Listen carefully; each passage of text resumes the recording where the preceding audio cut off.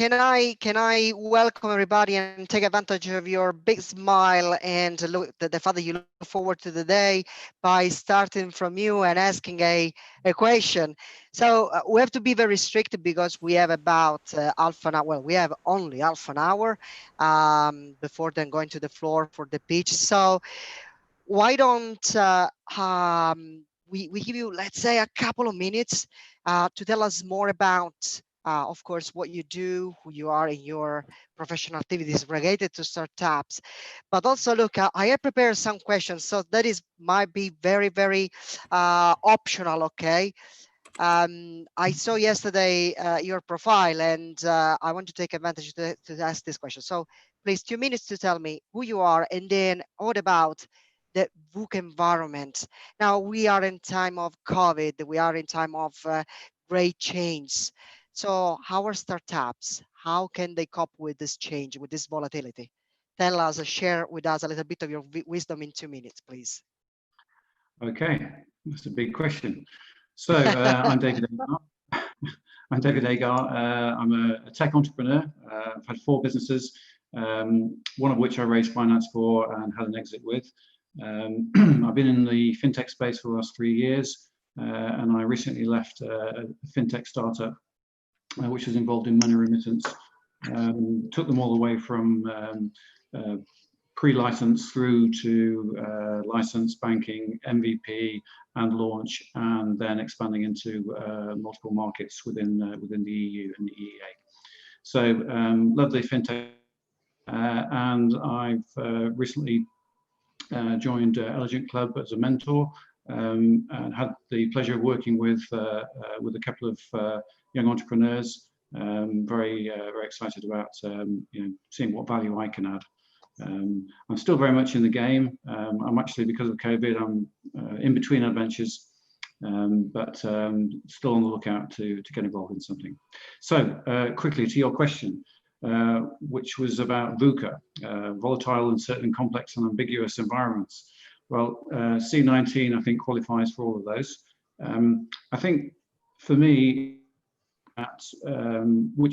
understanding which businesses are actually thriving, which businesses are in pain but are likely to come out of it, and also understanding those which are probably mortally wounded.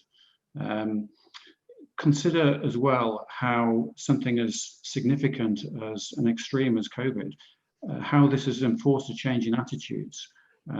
Which of these attitudes will remain, will become kind of like part of the new way forward, the new way of thinking, because yes, there's been a massive push into digital. It was already going that way, but it's been accelerated significantly because it's easier to do from whatever location you're in. But I think it's trying to understand the new pain points in order to identify the opportunities. Out of every recession or uncertainty that I've experienced, then I actually look at those as opportunities. So think hard, do a lot of talking. If you have an existing business, then what is the impact for your business, and always focus on the customer and the customer needs. That's great. Thank you very much, David. I think you got straight to the point. You mentioned pain points. You mentioned how to look for opportunities by starting from the pain points, and I think this is a very important element. Thank you very much for introducing yourself and for sharing your wisdom. And I don't know, Sharon, whether you want me to ask any further question. I spotted there amongst our mentors as there is a Mark, and I apologize if I don't see all of them. I'm looking there on the screen, so I try to recognize familiar faces. I see already people that I know. Mark says hi. So Mark is another. Oh, and Sina. Hey, here we go. So let me ask, unless Sharon, you want to ask something else. There is Eugenio as well. Hi, Eugenio. So quick question. Let's go with Mark as I mentioned them first. So Mark, we said a couple of minutes to introduce ourselves and really tweet about a question. And a question that I have for you as I had a pleasure to meet already with you, and a lot of wisdom there. And that is my favorite question when I talk about finance, and it's a bit of a joke. And I'd like you to enlighten us. And my open question typically is, as we talk about pitching event and looking for funding, my question typically is it money, an investor that makes our startup into a unicorn, or is a real potential good business model, i.e. a good potential unicorn that actually attracts good investors? So where is the carrot and where is the stick there? So Mark, all yours. Hello. I think the COVID question was simpler. If there is no unicorn potential in your idea, if it's not almost infinitely scalable, you may be really lucky that your investor may see potential in your idea which you don't. What have you been doing if that's the case, is all I'm saying. And on the other side, if you go into a pitch and say, this is a unicorn, look at my hockey stick graph, without the ability to say how you're going to deliver on that infinitely scalable growth within a market that exists at the moment, within a money scheme that exists at the moment, then you're fooling yourself. But you may be able to fool an investor part of the time and continue a conversation with them. But you're really very unlikely to fool an investor, all the way before they part with their money. They'll find you out before they give you the cash. So a non-answer for you, Marco. Now that's great. Thank you. Thank you for your contribution. And let's go quickly, as we're really doing a rehearsal here of pitches. A pitch is always a very concise event, a very dynamic. So let's give our audience the possibility to listen a little bit from each of you. I saw there before other two of our colleagues, mentors, Sina and Eugenio. So I will go with Sina if she's happy to. And I know that, and then I have a question for Eugenio as well. So Sina, same format, really a couple of minutes to introduce ourselves, to say hi to our great audience. And the question for you is, I saw yesterday, I was spying on your LinkedIn profile, I think, CFO, so finance. So how cash management, cash flow management and planning can help a startup during pitching phase and in general during the scaling up phase? So really a couple of minutes of your wisdom for our audience. Okay, well, lovely to see you again, Marco. So thank you so much for that. And lovely to be here, Salva. And lovely to see the audience as well. So my background's been, I've been running companies for the last 20 years, 4 years in I've been, 4 companies in manufacturing, 1 company in software development. So my last company was 8 years ago. I co-founded Fan2, and Fan2 has been a software company, Dell's first global startup in residence. So we raised about £3 million and we have 15 employees.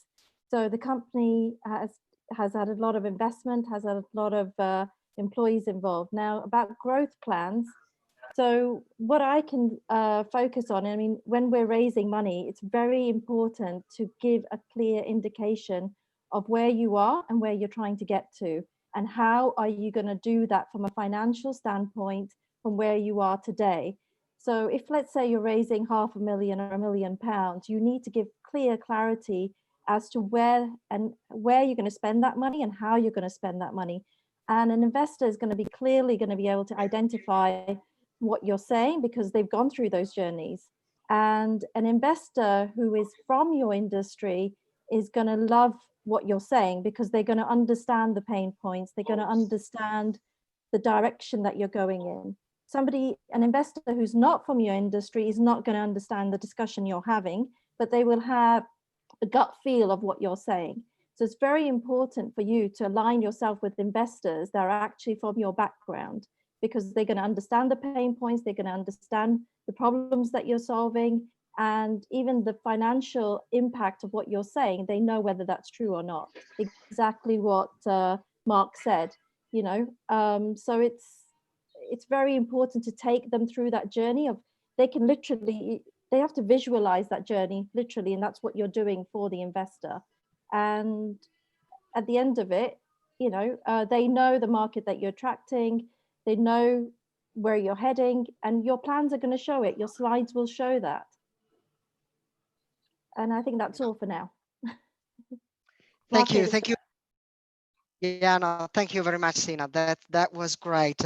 So again, very quickly, I know that Sharon is preparing some other questions. I can see on the screen Eugenio. And Eugenio is another of the mentors here with us at the Eligent Club. So again, same format, a very quick question in a couple of minutes for you to introduce yourself. And I know that Eugenio is a specialist, amongst the other things, by any means, please, of software development. So, and we talk about pitching. So the question for you is, an high-tech company who has some great products, some new fancy stuff in terms of software development, what should they make sure to convey during their pitch? What features, what characteristics of their innovation, of their product during the pitch? Thanks, Eugenio. So, hi, and thank you. I am Eugenio Galiotto. I'm 25 years old, and I'm a software engineer. I spent a lot of years building technologies and placing them in the market. So I've been in London at Scape Technologies, acquired by Facebook. Then I joined Entrepreneur First as a founder in residence. And I constantly improve my tech building skills and my business skills to place this tech into the market. So about technology, I can say that it changes quickly. And I think one of the important things is to have clear what is the best tool for the best project.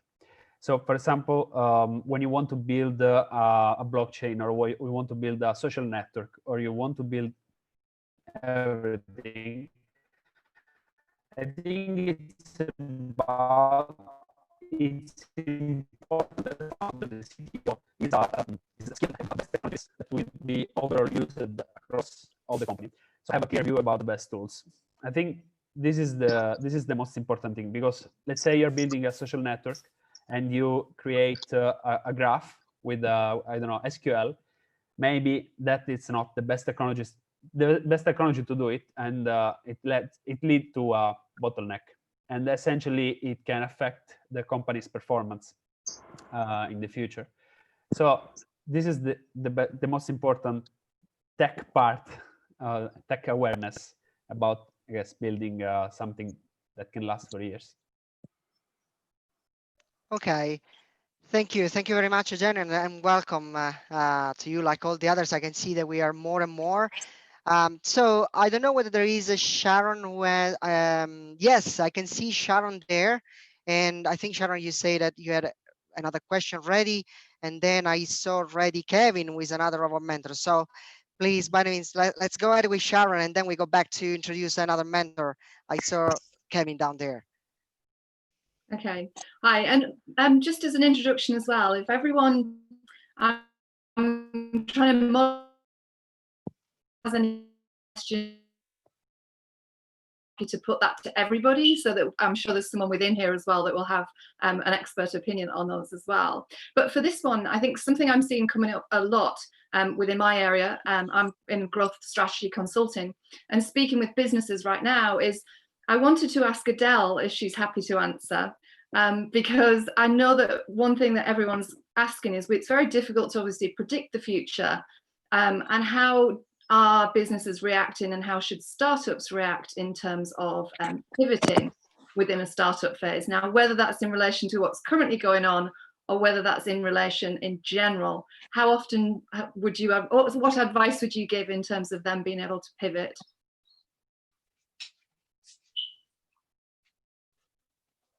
Adele.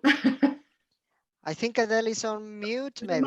Just unmute myself there. Oh, I love it when the technology people can't work technology. Don't you love it? So welcome, thank you guys, and hi to everyone. Yeah, so that's a really good question, because we can see it in the context of where we are now, where we can see that we're seeing global transformation at a political, economical, societal, and personal lifestyle level, and this is going to bring up a lot of new problems that we need to solve. And the best way that we as startups and individual entrepreneurs, because I think when we start, because this is almost like an existential question, right? Is when we start facing these uncertainties, and especially in the VUCA world, and we need to pivot, this is where we need as entrepreneurs not to be too attached to our ideas, right? We need to be attached to the problem that we're solving, but not our product, not our service, not our idea, but the actual problem. That we have to get obsessed with that. And then we also need to go internally, right? During these times is when you get customer feedbacks, and it was mentioned earlier, is really understanding the customer pain points. And there's going to be new pain points, right? And the value chain is being disrupted. And we need to identify where in the value chain can we now propose new value propositions.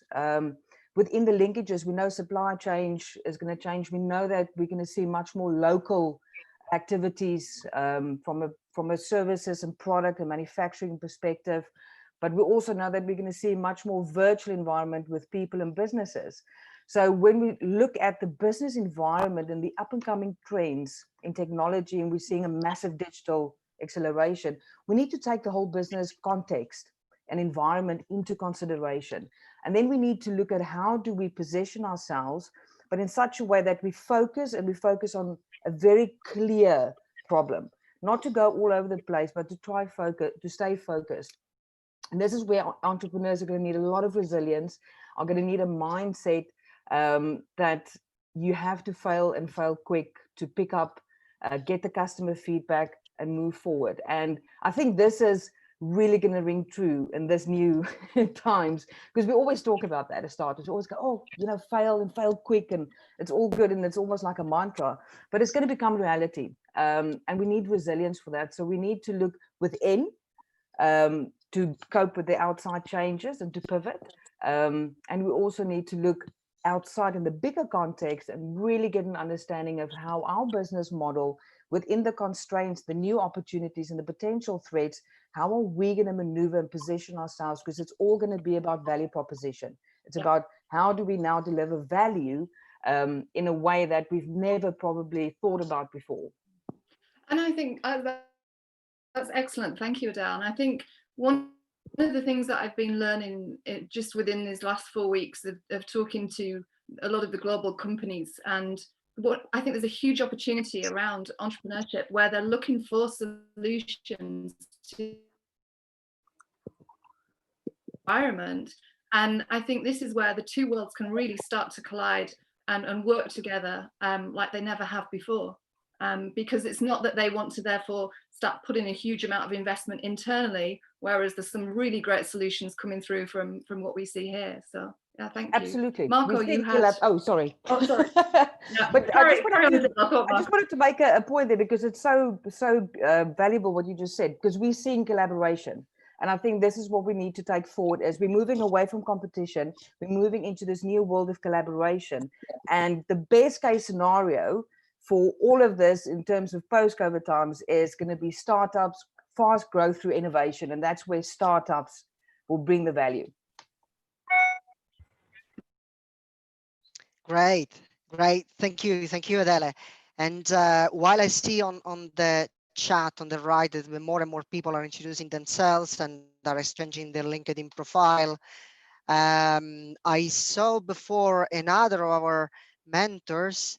Where is he now? I lost him. Kevin is there. Yes. Sorry, I can see all the faces here. So I'm trying to. So hi, Kevin. And again, I think we have time for another little bit of wisdom from our mentors. So, and I wanted to leverage on what Adele has just been talking about, and before David actually at the very beginning.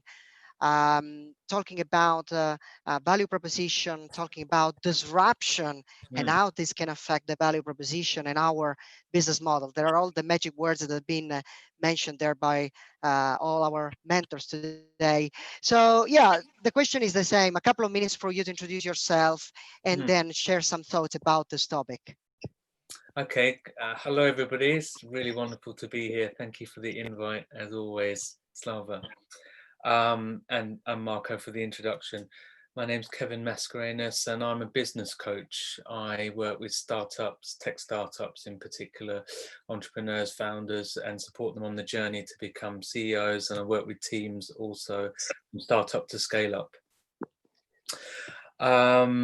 So what am I noticing in the space of disruption? I recently gave a presentation to CBRE, they're a massive global corporate who are examining their approach to innovation and entrepreneurship, something that we're describing as intrapreneurship. How do they become more entrepreneurial in their work, in their mindset, and in how they address their client issues? So I guess some of the things we're looking at with them was around, well, we've been talking about it just now, actually. So building on what's just been said is the value chain. And really, this is a moment in time where small businesses, entrepreneurs, startups have the ability and the agility to shift, to pivot, to rethink, to reshape because of their size. Whereas if you're a larger organization, that's much more difficult to do. And as we know, even the Fortune 500, we know that the number of companies, or the companies that were around in the 50s, there's a fraction of those left now. And that's largely their inability to adapt and change. So when I think of business as a living system, responsive, stable, resilient, and large organizations don't have that ability to respond, whereas we do as small businesses, as at the edge of our ecosystems where change is happening. So I think a great place would be to look at the value, like we've been talking about, thinking back to the one-page business canvas, thinking about the value proposition, the chain of value from clients through to suppliers and through the offer that you've created. And here's a moment in time where you can revisit all the assumptions that you built your business proposition around pre-COVID. Now, in a post-COVID world, what does new normal look like? And it most definitely isn't what it was before. So with that in mind, here's a chance to really re-engage with clients, re-engage with your business model, re-engage with all your potential partners in your ecosystem, to ask a whole new set of questions and challenge your assumptions, and to address what might be the new business proposition that can evolve out of what you've created. It may be that at the core of what you've built, you have exactly what still can respond to the new environment or not. But here's a moment to do it. Without asking those questions, there is the possibility that your business has no future. So this is the time to do exactly that, and then learn from what you're sensing out in your environment, and then respond to change. It may be that quite cleverly you now have a second revenue stream or a second whole new business, because at the heart of what you've created is business intelligence. So it's taking that core of business intelligence and asking yourself, how can I spin this out in a different way to meet the need that we're seeing in the marketplace right here and right now? I'll give you a great example. If you probably know Leon, which is a food outlet that is on the high street. So due to COVID, they couldn't obviously no longer run a shop front. And what they did was they built a whole side business called Feed Britain. Check out their website.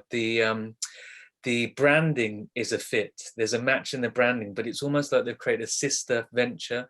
And through that sister venture, they're offering, I'm going to say, middle-class families a chance to buy ready-made meals for 3 or 4 days at a time, and buy that all in one go. And that's enabled their business to survive through these challenging times. Now, when they come out of COVID-19, they essentially have 2 businesses, and there's no reason why the 2 can't run alongside each other. Cool. Cool. Thank you very much. Thank you very much, Kevin, and thanks everybody. I think we had a chance to hear from most of our mentors. So I don't know. I will ask Slava.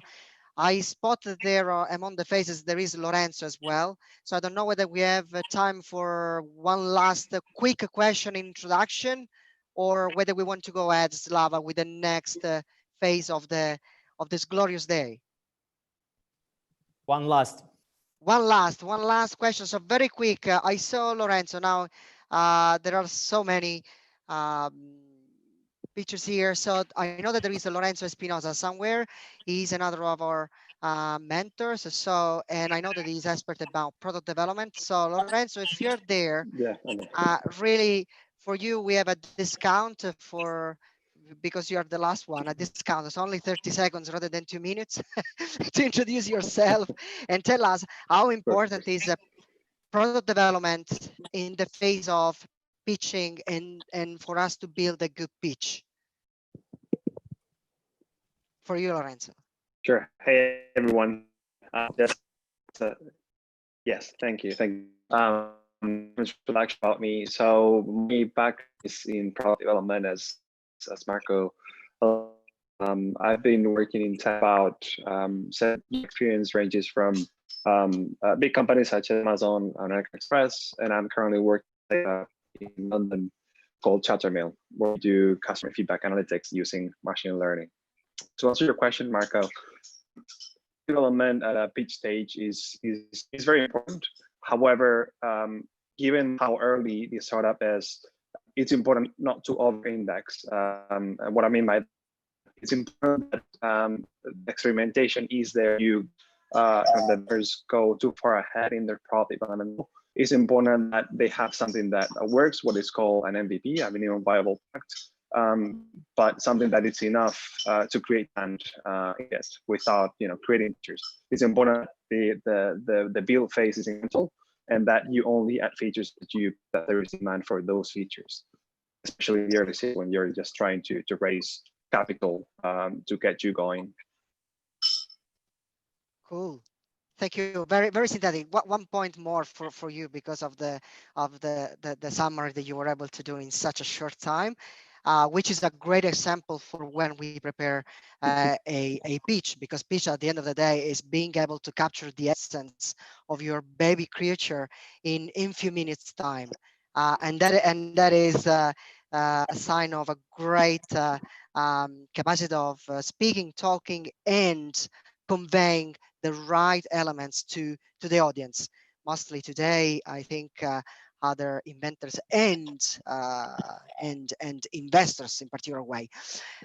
So I go back to Slava. I realized that of course all of our mentors had a chance to talk. Sharon, maybe you and I didn't have a chance to introduce ourselves or in terms of to receive a question, but I think there is no more time.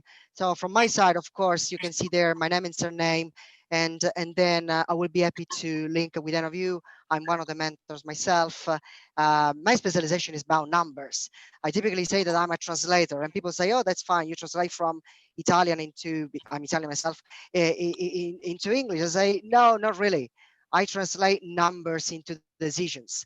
So that's why I live in the cross stage between analytics, strategy, and finance and operation. And I support in this way the startup I mentor. So let me ask advice again to our master and commander, Slava, to see whether we have time for another question, or whether maybe there is somebody from the audience who would like to share something. Let me check the timing first. So we are at 2:30, 2:33. So I don't know whether we want to go ahead or we have time for some other contribution from somebody in the audience. I think we're just about to start our session. And then let me just again maybe make a brief introduction. We see more than 90 people here today. I'm extremely thankful for all of you for coming tonight, today, and joining us. And as you see, it's possible. We still can do things online, and we still can pitch online, connect online, and do collaborations online. And I believe it's a great example of how we can stay connected and how we can find new opportunities for the collaboration and working together. Just a brief explanation how our pitch session would go. So we have quick introductions of our amazing judge panel and our partners today. I will mention all of you. And then we have 7 pitches, 7 startups will be pitching. And then roughly at 4 o'clock London time, we aiming to have a networking part and also elevator pitch part where some startups or anyone who wants to promote on a project or business or any service, you're more than welcome to give a 1-2 minute speech and also introduce yourself and say what you do. So before that, let me try to switch on the video because probably not every one of you know what this Eligent Accelerator is about. And we started our online program in 2019, and a lot of people, they were quite skeptical because it wasn't really common to run online accelerator and connect startups from all across Europe.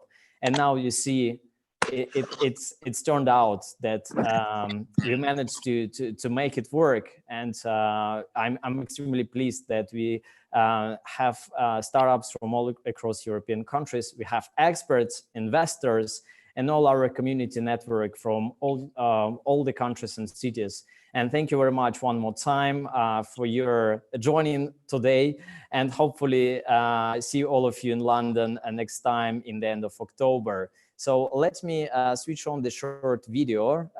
If it's gonna happen, let's hope the connection would go well. And then I will introduce our partners and judge panel. Let me try, and please tell me if it's working. Looking for Europe-based tech startups to invest in? Trying to attract investment for your tech startup? Interested in networking with inventors, tech startup founders, and top IT talent? Join us on May the 28th at 2 p.m. London time for Online Investment Pitch Day. An international group of tech startups on the Eligent Accelerator program will present their projects to an audience of investors.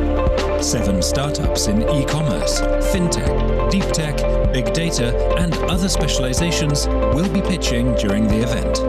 A jury of experienced and well-known experts in the startup industry will give real-time feedback and select the best pitch.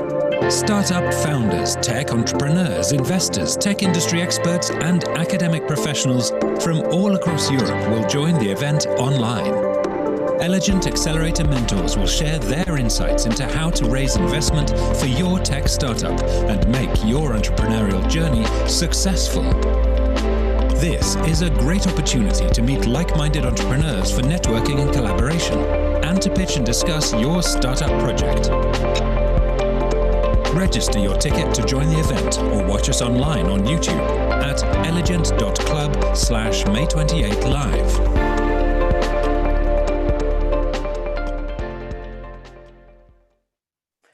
Thank you very much for watching. And as I mentioned before, now I would like to introduce our partners and special guests today. And now I would like to invite Liliana Heimekan, Associate Professor of Marketing, Innovation and Design Thinking at Halt International Business School, London. So Liliana, if you can join us, introduce yourself and make an opening speech, please. Sure. Hello, everyone, and very happy to be here. Thank you very much, Slava, for inviting, for organizing such an event, which now proves to be a success each time. And also, I'm very glad for our partnership. I'm representing here HALT Founders Lab. HALT Founders Lab, basically, it is a a startup, I would call it a startup incubator, part of HALT International Business School. And it's, no, I'm the co-leader there together with Professor Daniel Rucare. Few things about myself. So basically, I'm professor of marketing, entrepreneurship and innovations at HALT. But beyond this, I'm coming with a wide experience in the corporate world, in product development, marketing, spending like more than 16 years in Unilever and currently being head of innovations at Tata Consumer Products. So basically combining marketing, innovation, design thinking, and also with quite a lot of experience in developing startups and bringing idea to life, through products or innovations. So as I said, at HALT, we really encourage and support ideas, and very happy to see we have some businesses from HALT pitching today. So looking forward to see them and to see their pitches. They're absolutely brilliant ideas. So definitely want to support further. And also again, Slava, for thank you for supporting HALT Founders Lab and taking our winners from internal pitches to be part of the Accelerator program at Eligent Club. So good luck, everyone. Happy to be here, and I'm sure it will be a very exciting day. Thank you very much, Liliana. And my personal opinion, it's extremely important to support student startups and student projects, because a lot of very nice ideas is actually coming from the university walls. And that's why from our Eligent Accelerator program, we will keep supporting student projects. And I'm extremely pleased to see the quality in delivery, in dedication, and day-to-day work of student startups we work with. So thank you very much, Liliana, for your also great work at HALT Founders Lab. And please, fingers crossed for your startups today as well. So now I would like to introduce Ilya Velder, partner at Bessinghoff Partners. Ilya, representing our partner of events, official partner, and thank you very much for your support. And please, Ilya, if you can introduce yourself and share some more information about your company yourself. Thank you, Slava. Good day to everyone. It is a great pleasure to see so many familiar faces. And Slava, let me start with gratitude to you and the team for arranging this great event and for creating these opportunities for startups. It is a great initiative together with the HALT Lab. With us at Bessinghoff Partners, the venture fund that is based in London, Munich, Luxembourg, and Lisbon, it's a great opportunity to be the part of this amazing initiative. Our fund is a B2B fund focused on EU, UK startups operating in the B2B area, and basically doing what we most of all have to do these days is digitizing the current incumbents, current leaders, and also exploring and fulfilling those opportunities that are given by the current reality, by the current situation. And I think that startups are having the best, I would say, power to do that because of their ability, flexibility, and also skill to look for, to identify their next best opportunities that are uprising in the market. Myself personally, 17 plus years in the finance world, last 7 years in digital finance and fintech, both on the venture side by growing fintech startups and integrating them into the big financial institutions, and also on turning the classic financial institutions into the best digital fintech services in geography. Really privileged to be here today and very excited to hear the startup pitches. Thank you very much, Ilya. Yes, thanks a lot for your introduction. And now I also would like to introduce the Barnabas Csikus from Hungary, representing Input Program. And I hope Barnabas is here. And we collaborate within Input Program, and we have one startup from Hungary today, and I'm extremely pleased for our joint collaboration. So if Barnabas can join us and make an opening speech as well. So let me double check. Yes, I see him. So yeah, Barnabas, sure. yes. Here I am. Thank you very much. Hi, everyone. Thank you. Pleasure to be here and pleasure that there are so many people interested in this event. And I'm really looking forward to the pitches as well. And yeah, just a quick intro about Input Program. So we are a governmental program in Hungary, basically built up to support startups, getting to international markets, and also building and supporting the Hungarian startup ecosystem. So we have representatives all around the country looking for startups and collaborating with local players to facilitate the local startup ecosystem. But what's more important right here, I believe, is that we help startuppers in their business development processes and getting to international markets, attracting funding around the world. And to do so, we are building a soft landing program, which is an active global network, and we have active partners from more than 12 countries already. And I'm just grabbing the opportunity to let you know a bit about the Hungarian startup ecosystem as well, because I think it might be interesting for you too. So we have lots of ambitious and talented startups. We have relatively cheap market, but also unfortunately it's rather small. So this is a reason why we want to help our startups getting to international markets. And what you should also know that it is relatively easy to access early stage funding in Hungary, but it comes with a price, so ticket sizes are usually smaller. Therefore, startups usually go for later stage funding rounds abroad, and they are looking for international VCs to do so. So based all on these, if you're a startup, I believe that we can help you with some business development support and supporting global expansion and with our international network. So if you're in that phase and you might feel that I can be of help, just feel free to shoot me a line on LinkedIn. And if you are a VC, angel investor, or whichever other part of the global startup ecosystem, I'm really happy to grab an e-coffee with you and discuss what kind of startups are you interested in, and just figure out how we can support you. So thank you very much, and looking forward for the pitches. Thank you very much, Barna. Thank you very much, Hungary. And now I would like to introduce very quickly our amazing, extremely amazing judge panel. I'm very thankful again for your support. And I would like to introduce the head of our judging panel today, Stepan Galayev. Stepan, if you can join us and make a quick introduction and make an opening speech as well. Hi, everyone. Stepan here. It's great to be invited, Slava, as always. We've been working for quite some time together. Such a turnout, it's an amazing event. Well done, everyone. From my side, quick introduction. So I'm running a multifamily office in London, and we specifically specialize in angel investments and venture capital. We are non-institutional capital, so it's all individual money. It all started 6 years ago with Dragon's Den. For American friends of us, you probably know Shark's Tank. So the clients of Dragon's Den are our customers. And then it started to expand to international clients and ultra high net worth individuals joining us.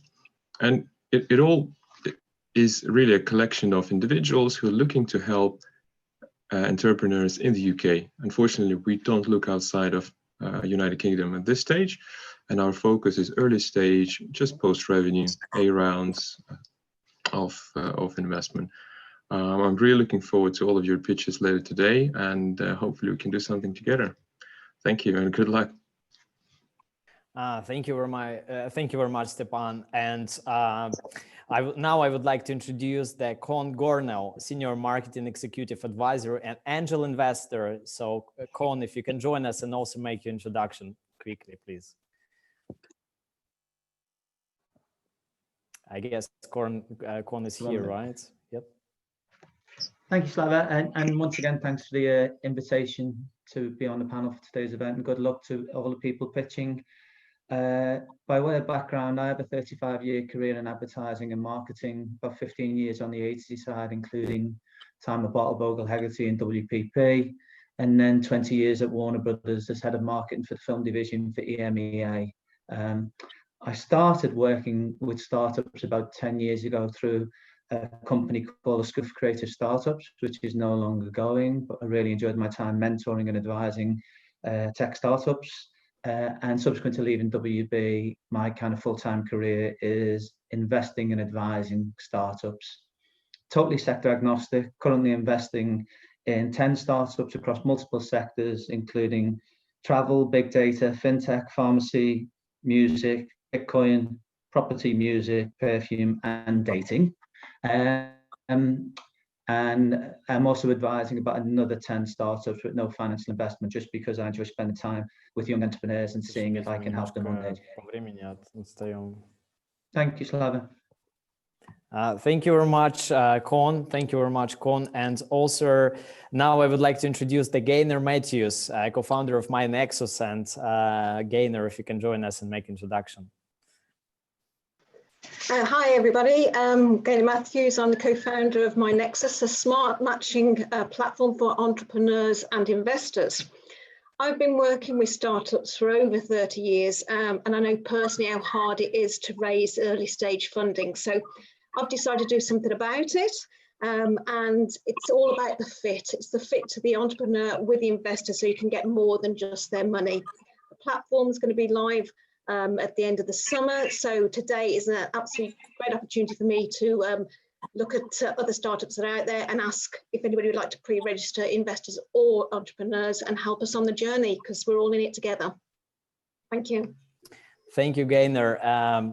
Next is Matt Black. Matt, please join us and make introduction. Hi, thanks, mate. So yeah, I've been to quite a few of these events. It's all quite good, aren't they? They're always very well polished and really good people here as well. I myself have invested in over 50 startups. I think I've got little pieces of at the moment. I'm just launching my 9th tech startup. It's a 30-year career, so every now and again I spin off a multi-million-dollar company, but I'm mostly interested in working with businesses and helping them grow. And I'm part of a larger group that has just over 40,000 family offices, ultra high net worths, and venture capital, just a few venture capital funds involved in them. And we work all around the world. So it's I come from a background of both knowing what high-end investors are looking for, and also being a 9-time serial entrepreneur with a multi-million-dollar businesses. I know exactly what it takes to build a business. So I'm looking forward to judging today if our startups have got what it takes to get ahead. Thank you, mate. Thank you, Matt. Amazing introduction. Now I would like to introduce Karen Levy from Paris. Karen, please join us and make a quick introduction about yourself.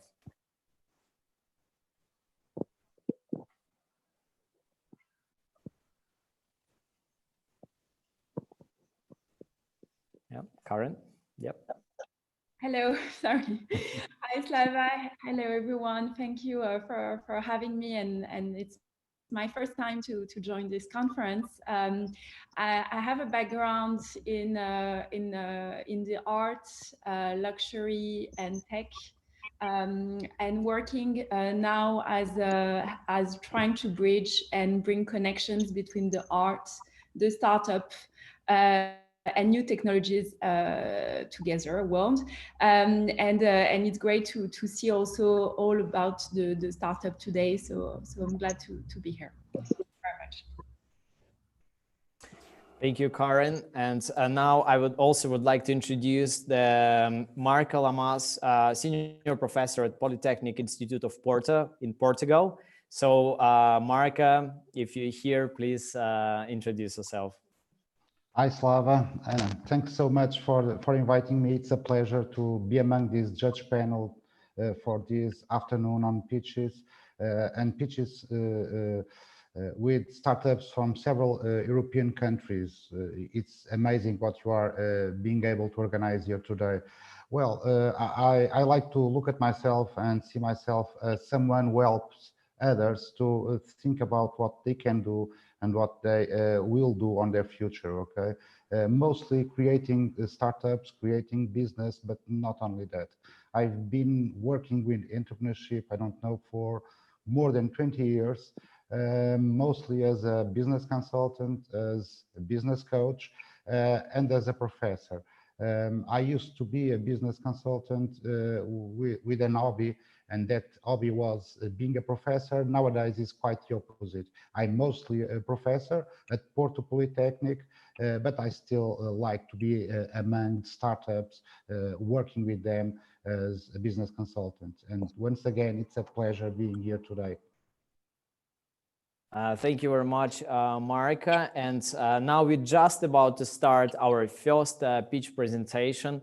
And again, thank you very much, everyone, for joining us today. And we tried also to make something different because, you know, I believe most of you have been onto some pitch events before. And also now we ask our mentors and experts to share some insights and some advice how to be outstanding, how to present, and how to win the pitch competition, how to make your entrepreneurial journey successful. And before we have our first startup Pays Me, I would like to share the video which Stepan Galaev recorded for our attendees and shared some of his advice regarding how to make a startup pitch outstanding and how to make it attractive for investors. So if you don't mind to let me to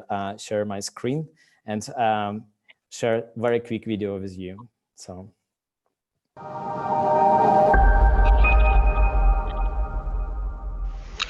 Hi everyone, Stepan here, head judge. I'm looking forward to welcoming all of you later this week. Now that you're preparing your pitches, you must be wondering, what if I'm successful? What information do I need if I'm negotiating with an investor? There are really three main pillars, and that is accounts, corporate, and a financial model. On the accounts, you'll need to have your profit and loss, balance sheet and cash flow fully reconciled. On the corporate side, that is shareholders agreement, articles of association, and capitalization table. Make sure you know how much money you're looking to raise and how much equity you're offering. And finally, with the financial model, keep it simple, be as realistic as possible, and use Excel. Now, couple of no-nos. Try to avoid references to Facebooks, YouTubes, Googles, and others. Also avoid using buzzwords, AI, big data, and the rest of them. And finally, statements like, we have no competition. Come on, even God has competition. Good luck with your pitches, and I'll see you soon.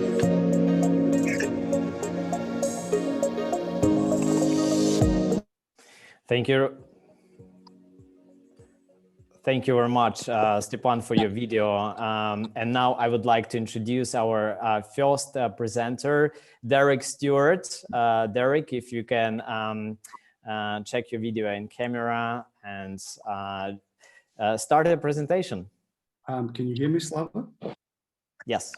So are you sharing your screen with the pitch deck, or am I sharing mine? You're sharing yourself. Okay, sorry. Okay, it's a slight change of plan. Bear with me 1 second.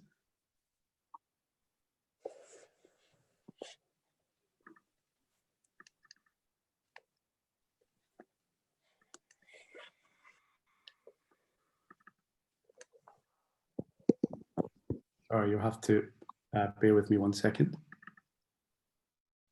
Okay, can everyone see that on screen?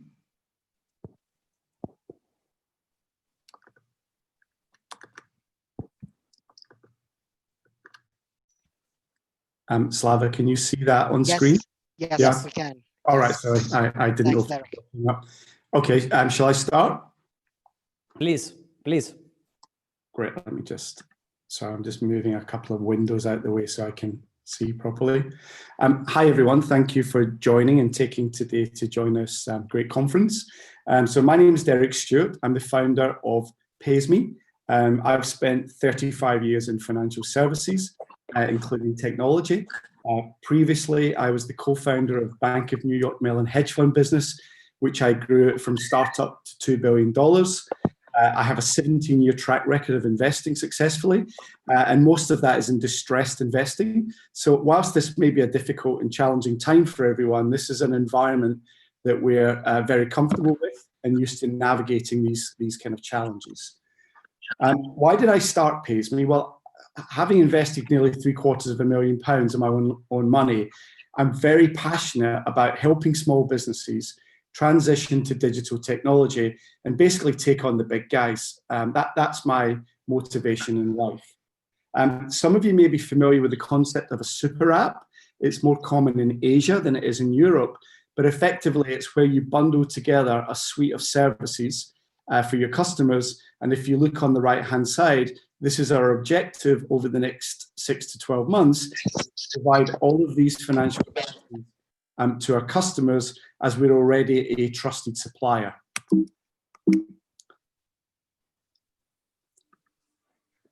Everyone will be aware more than ever that SMEs are really at the heart of our economy, and they're going to be essential for that economic recovery. So I wanted to cover a couple of user cases. So on the left-hand side is Grant Davis. Grant's a black cab driver, 30 years. Just so you're not confused, the other one next to him is Boris Johnson. So Grant's a London black cab driver, spent 30 years driving a cab, runs a membership club with about 1,000 members, prints the biggest taxi magazine circulated across the UK. And Grant's been a customer, as are his members, because they needed a digital payment solution when credit cards became mandatory in all black cabs. We are now discussing other services with Grant. On the right-hand side is David, circled. David's the manager of Limerick Milk Market, one of the oldest markets in Ireland. He has 80 traders. They just reopened last week.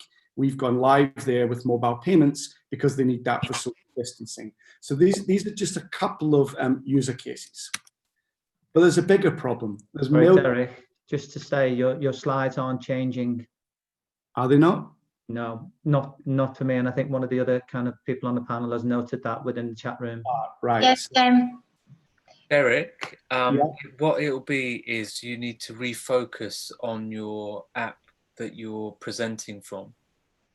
Okay, let me just do something a second. Bear with me a second. Sorry about this, guys. It was actually meant to be done another way. So otherwise, if I had it prepared, it was planned differently.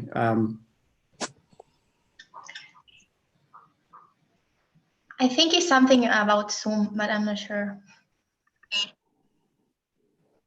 Can you see it now? Yeah, that's changing from slide to slide. Okay. So excuse, I'll just move on to slide 2, right? Because I think it didn't work as well without the images. So as I was saying, SMEs are critical to the economy and the recovery. They make up about 50% of the economy.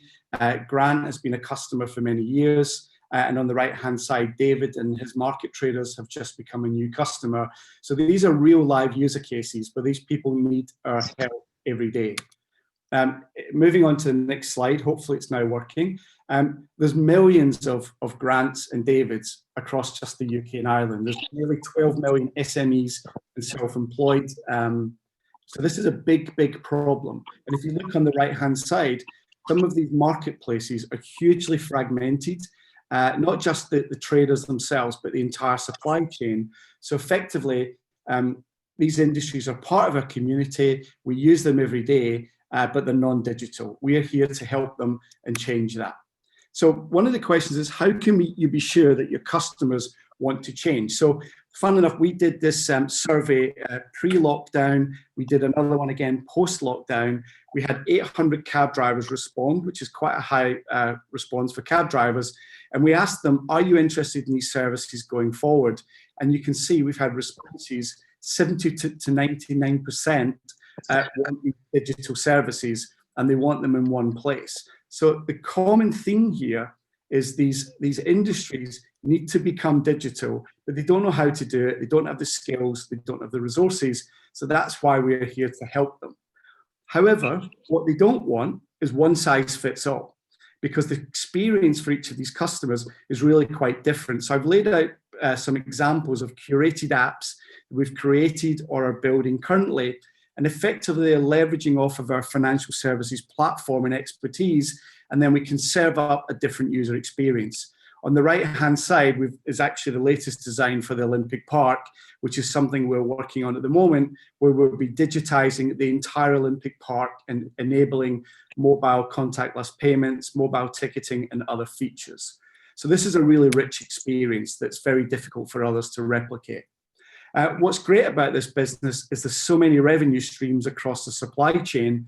So we have a combination of recurring revenues, transactional revenues where we take a commission, but also we're now discussing subscription memberships for local authorities and market operators that want to buy our back-end system to run their markets. So this is a great, highly profitable potential business. In terms of the team, one thing I always say is that technology has become a commodity, and the real value lies in the people, your experience, your network, your contacts.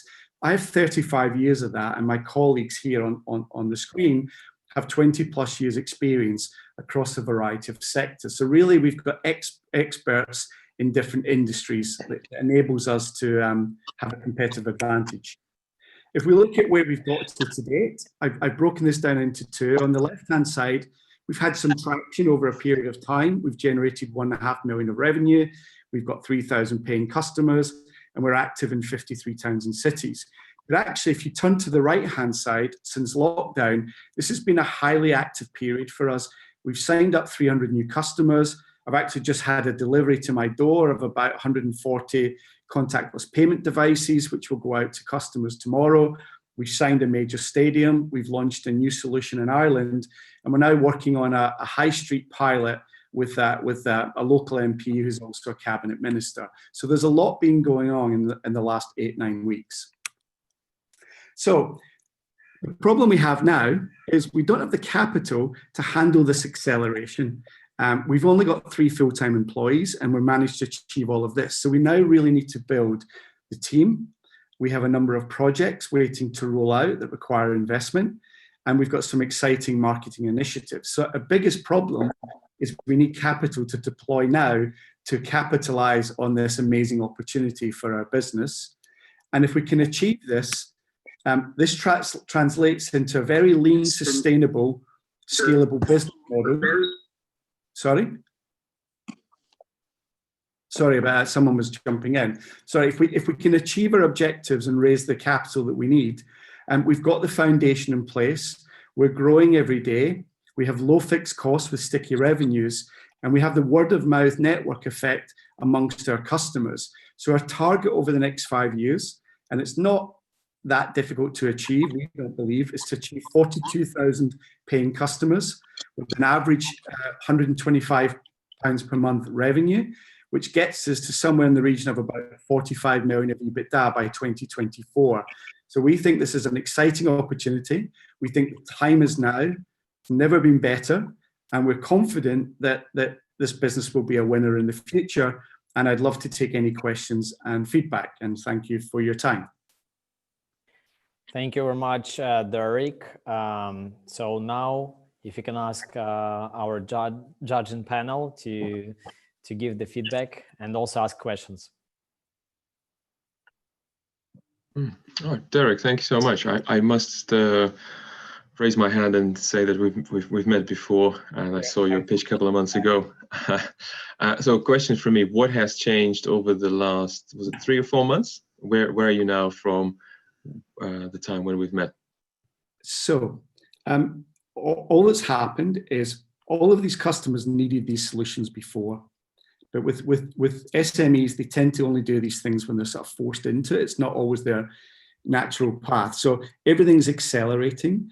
But on the other side, our revenues have declined significantly in the short term because our primary revenues previously were from taxis and contactless payments. But there's not been many people around, as you can imagine. So that's pretty much gone down by something like 95% in the last couple of months.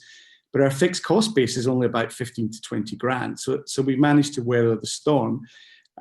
What's changed is everyone now wants digital. I spent yesterday probably talking to about 5-6 different market operators that we've spoken to for the last 2 years about what we're doing.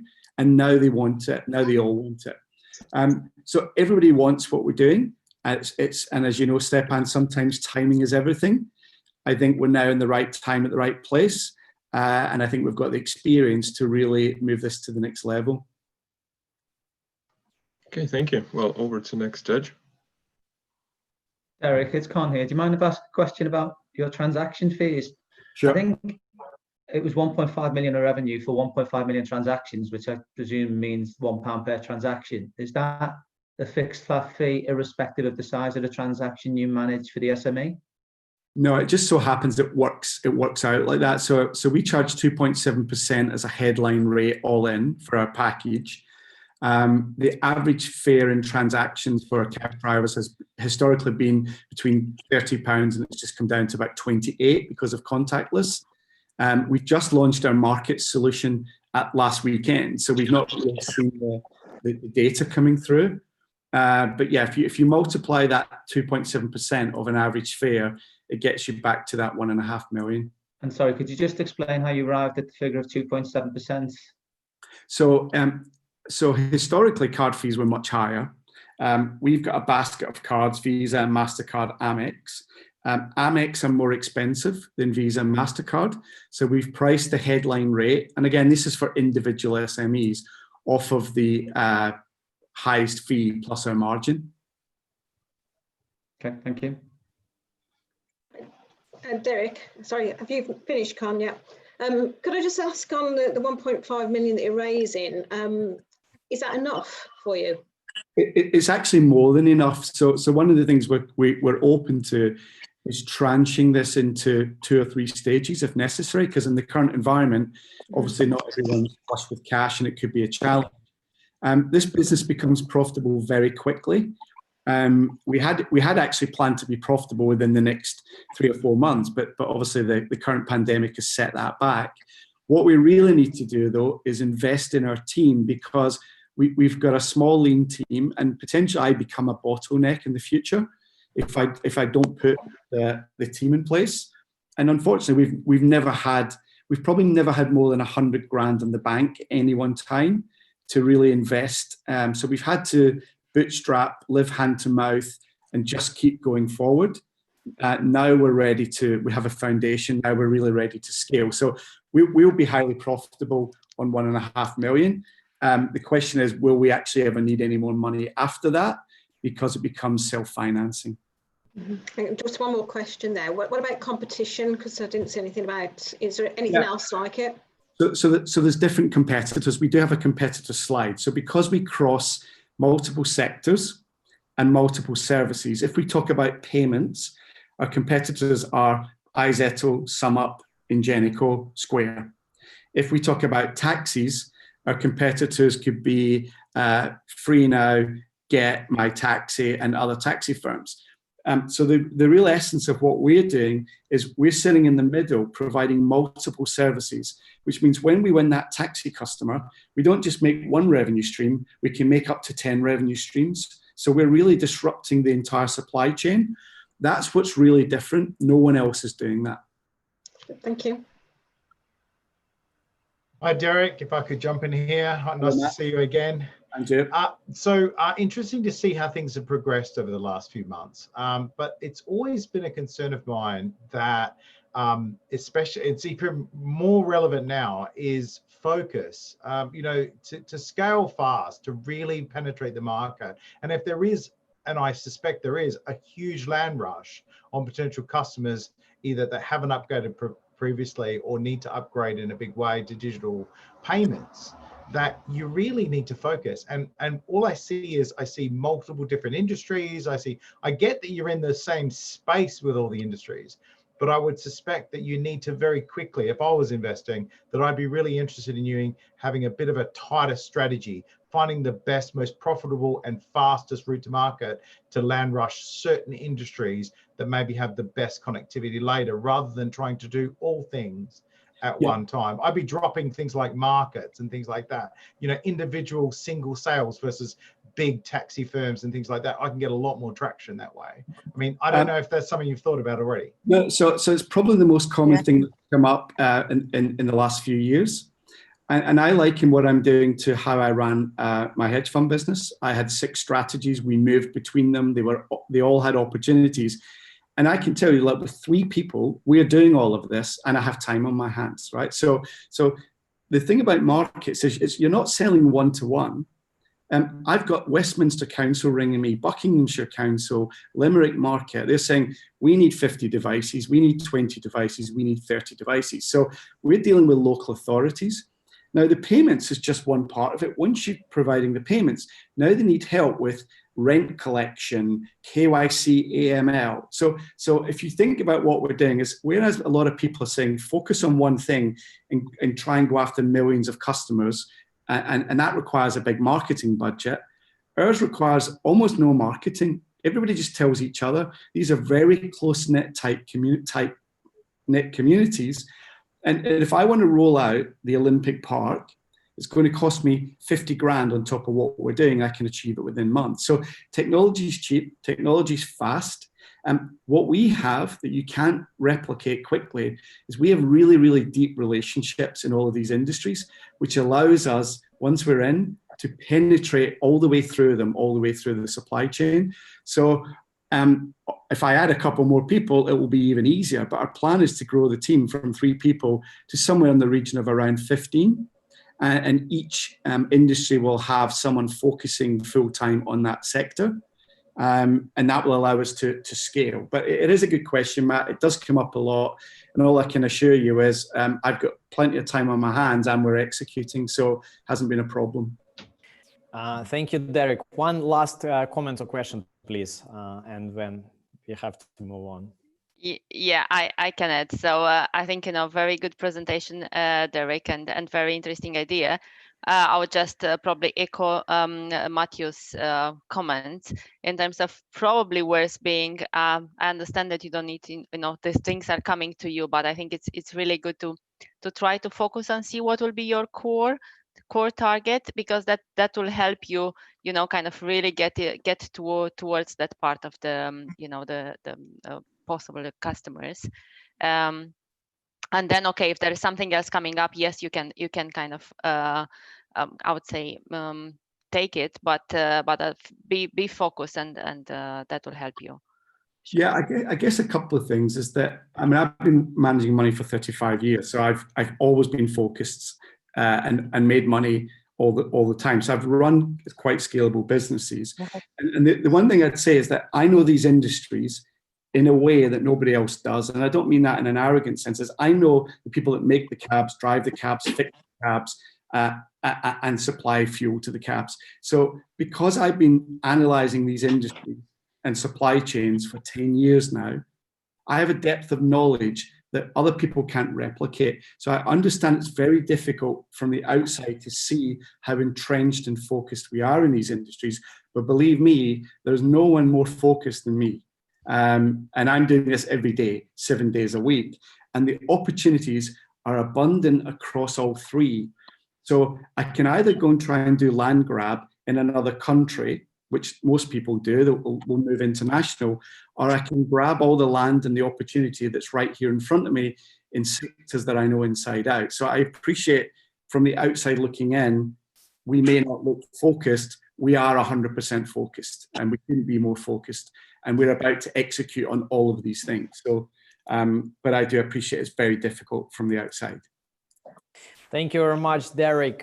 Thank you for everyone for your comments and feedback. Derek, please leave your contact details and your social media channels, how to reach you after the session. And also after the speech session, we have a networking part, so you can follow up with more questions.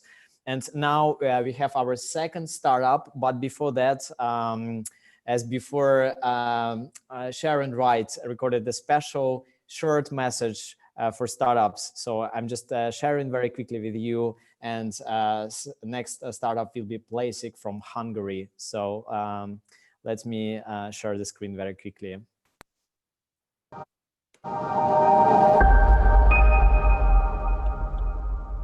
Hi, I'm Sharon Wright from Nurture Consultants, and I want to give you 3 key areas to focus on as part of a good go-to-market strategy.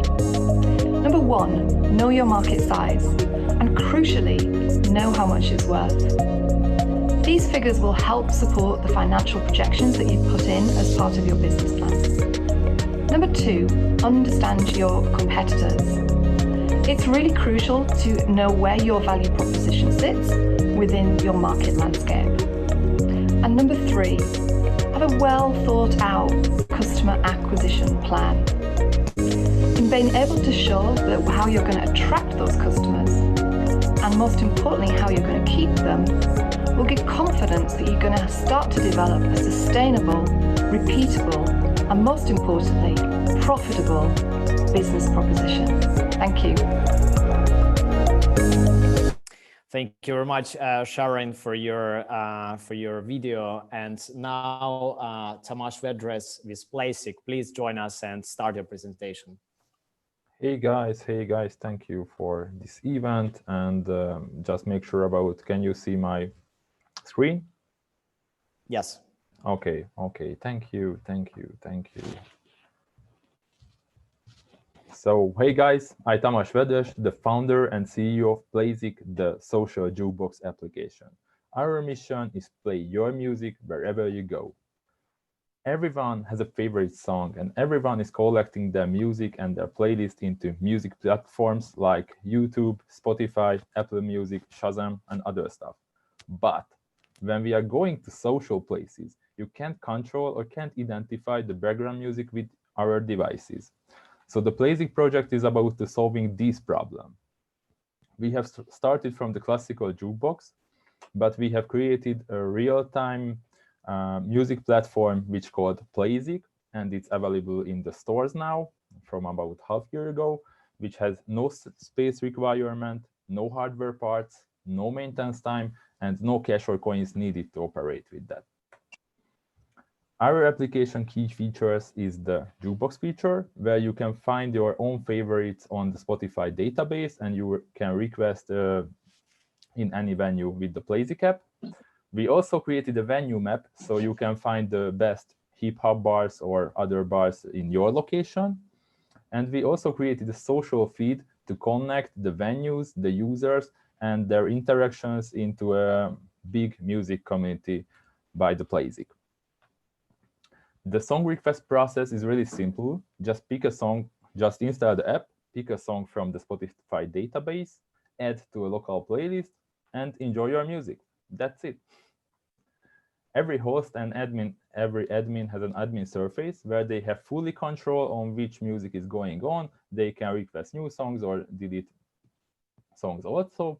They get real-time user statistics, and they can create vouchers and send notifications to the users. Our market is where the people meet and spend more than 20 minutes with each other and listening music.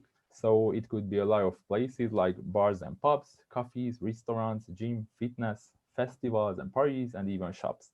And in the COVID situation, we are thinking about to cooperate with online radios and other music channels. This is a real big industry, the online jukebox industry.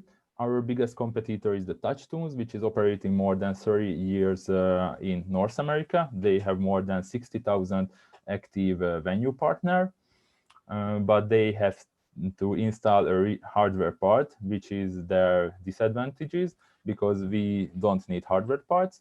We also have free app competitors, which has no special revenue model now, and for 2020 they stopped operating. So our financial model is simplified in the last half year. We will sell platform licenses for franchise partners, and by the platform license they can gain franchise profit, which has two pillars, which is a B2C pillar where the users can pay for track requests. This is the jukebox model. And the franchise partner can create custom plans for the local businesses, and they will pay monthly or yearly fee for the franchise partner. And they also generate advertisement incomes. Here you see our fully roadmap from the beginning. We are working on this project about 5 years ago. We were a lot of ideathons and hackathons. We have created our prototype. We get our first seed investment round in the last year. We have developed and published our iOS and Android versions in native. And we have organized a lot of testing parties in Hungary, and we were also in the Eligent Club Accelerator program.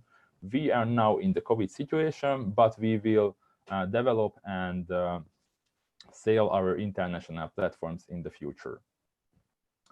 This is our founder team. I was working really hard with about 15 years ago on e-commerce projects, website projects, and other online marketing stuff. We also have a seed investor partner, which is called Intelitext. They created our platform and they supported it for us. And we also have mentors and advisors from the university and from the music industry. And we also have a startup business mentor.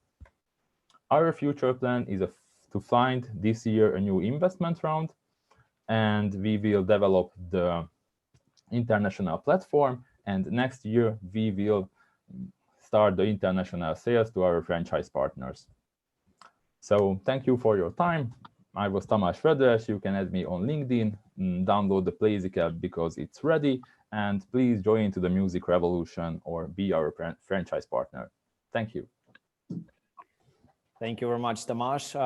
So if our judge panelists can contribute and give comments or feedback or questions. Hi, Tamás, it's Stefan here. Hi, Stefan. I haven't heard anything about the money in terms of the revenue so far. Have you started generating anything? Yes, in Hungary, but we see this is a really hard stuff to communicate and spread the whole service in Hungary. That's why we have created this franchise model in the last months. Right, and how would you charge for the franchise model? How much per transaction or per club? In the track request process, in the Hungarian price is about started from €0.5 per track request. And the B2B plan is started for €30 per month, per venue or per event. Mm-hmm. And have you done the analysis of the total number of venues per country and how much you need to grab in terms of the market share before you can generate enough for just to cover the fees and stuff, for example? 200 venue is okay for starting the franchise partnership in a country. So that's why they need the infrastructure in that country, and that's why we haven't started from building the Germany market or something. Mm-hmm. And the franchise model you started just a month ago, so you don't have any data on that really? Yep. Yet. And what was the previous model? We are started to operating in Hungary with the B2C model. It's not growing enough fast, and we have started to selling the B2B plans. It's okay and it's growing, but now we are in the COVID situation, so we lost our venue partners because it's a really big fluctuation in Hungary. Gotcha. Okay, well, thank you. Good luck. Over to the judges. Thank you. Hi, Liliana is here. Kind of very, very interesting idea, Tamás, and nice presentation. My thought it is, what specifically is your market opportunity, and how do you think this will change based on the current context? You know, when we are moving to the new normal, have you started thinking and defining your new market opportunity? Yes, when we'll start after the COVID, we will start again to operate with our venue partners in Hungary, and we will start the international sales with a new team, and we also find a new developer team to make the international platform, because we have a lot of feedbacks from the Hungarian users and from the Hungarian partners. That was about the last year. Yeah, so I would say if you want my advice would be just try to think of how exactly will be your new approach to in the current context, having in mind that definitely behavior will change quite significant. So that will also have an impact into your defining your market opportunity. That's why we want to cooperate with the music channels and the online radios, because they have also a kind of jukebox features in a radio or something. Okay. Do you mind if I ask a question about the kind of diversity of the founders and the advisors, because I appreciate every territory environment is different. Yes. But in the UK in particular, an awful lot of the conversation is about diversity and inclusivity. There are funds that will only support female founders, ongoing debate. And it's one that I've had with many startups that I've been involved with. But have you had any concerns expressed to you in terms of funding because of that? Or do you have a plan to adapt to include that as part of your business plan in the broadest sense moving forward? In this situation, we will applying for startup rescue programs for the COVID, because our project is really included in this situation. So that's our next plan for the next 3 months. Hi, Thomas. Hi. Hi, Thomas. Thank you for the presentation. I'm a music lover, so I understand completely which are the benefits for the users, okay? But I would like for you to enlighten me a little bit more. And you are changing from a business to consumer to a business to business model. But why should I, as a pub or cafe, pump into PlaySig? Okay, which kind of benefits are there for me? Why should I use PlaySig? They can gain a lot of more information about their customers and their users. They will get a real-time communication tool or a notification tool to their customers, so they can create vouchers, they can create notifications to users, and we will get real-time big data about the music informations, which pub is going this song, which pub is going that song, and how many users is retention in these pubs and bars. So we will make big data from the music for the music industry. Okay, because we have a lot of another initiatives that are doing quite the same, but not in the music sector. Okay, but yes, they can have the same kind of results for business owners. But yes, thank you. Thank you. Thomas, can I ask you? I've seen you before. I saw you. I don't know. It's like 5 or 6 months ago now. It's very good. 6 months ago. I'll be honest, slightly disappointed you haven't, got out there and got a bit more traction, to be fair. I get that you've had maybe a bit of a loggerhead on it, and you've got this new pricing model. I just don't know that, it's going to get you there fast enough. I mean, the active word in big data is big. You need lots of people. You need lots of people doing things. Otherwise, it's just not representative. So I actually think that that's a really great place for you to be, looking at the big data angle. And I think that limiting the amount of money that venues are spending is a good idea. It's £30 a month or something you said. To be honest, think you should be giving it away. I think you should be getting much traction as possible, and really getting more, because your revenue is in that per unit sale, that track selection, the credits. I think that's actually where it wins, and have them buy credits on top of that to give away. Anybody in your bar, you can select, here's some free credits or something every time they buy a drink. I think that gives a higher perceived value and something really interesting in a bar. I think you're penny anteing on the money. I mean, a bar in London, they transact, over $1 million a month. So 30 quid, they really don't care about 30 quid. You could charge them 10 grand as long as it brings more punters in, and you could charge them £100,000 as a one-off fee, and they wouldn't even blink. If you can guarantee a 10% increase, that's an extra £1 million a year or more for them. So I think you just got to look a little bit harder at the pricing structure and your target there. But all in all, I saw it before and I still love it. I still think you've got a good space for it. The only other thing is, in your slide deck, you mentioned there's a few other similar things that have gone bust.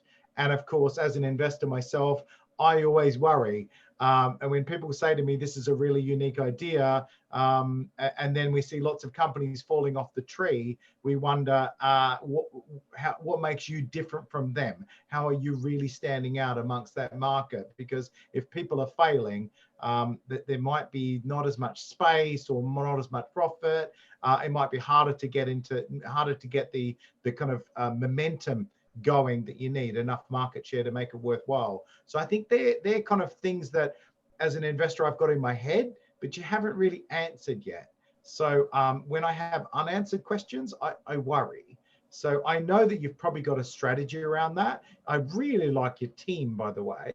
I just would have liked to have seen some of those unspoken kind of questions come out a little bit earlier. But congratulations on your pitch. It was really nice. Thanks, Thomas. Oh, thank you. And as you mentioned, we need to customize the pricing for every countries because every country is different. Yeah. Thank you. One last comment, please, or question. Hi. Hi, Karen. Hi. Karen, go ahead. Well, great presentation, and I'm absolutely adore this kind of coming back with this idea, you know, to put in the music. Just a question: what is the average price right now of your product that you're like? Do you have like an average price you could give us on the project that you're offering to the cafes or bars? Is it the average price is €30 in Hungary for a pub per month.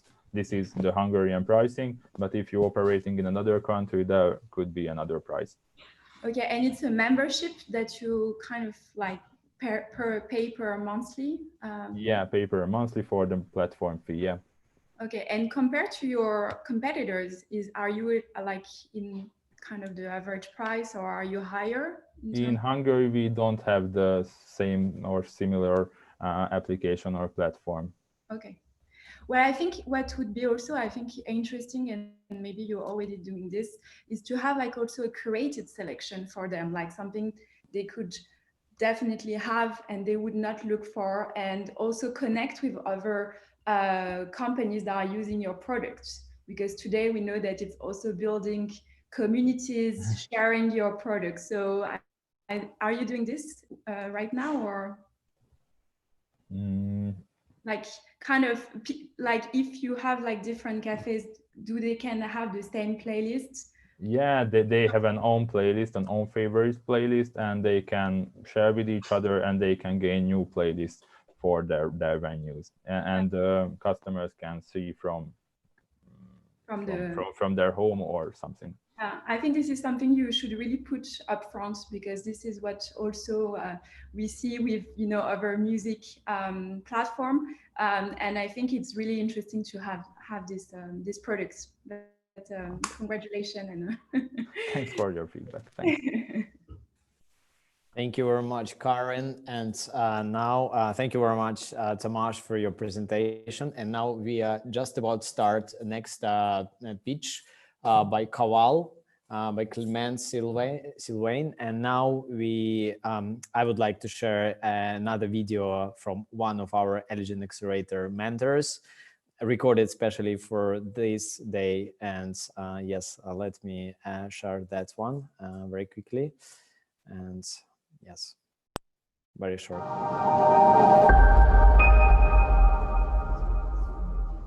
Hi, I am Eugenio Galiotto, a software engineer and a startup lover. These are the 10 steps from the idea to the MVP. 1. Express the idea in one clear sentence. 2. Use it in your mind. 3. Focus on the top features, nothing else. 4. Design the mockups before the first line of code. 5. Clean up your mockups. Features take minutes for designers and days for engineers. 6. Set up your tech stack. And remember, everything changes quickly. 7. Develop with weekly deadlines. 8. Make everyone test it. 9. Launch it and measure it. 10. Debug it and refactor it. In the end, what really matters is the value you give to users. So focus on that. Thank you very much to Evgenia for his recording. And now I would like to introduce the Clemence Sylvain with her pitch, Kaval.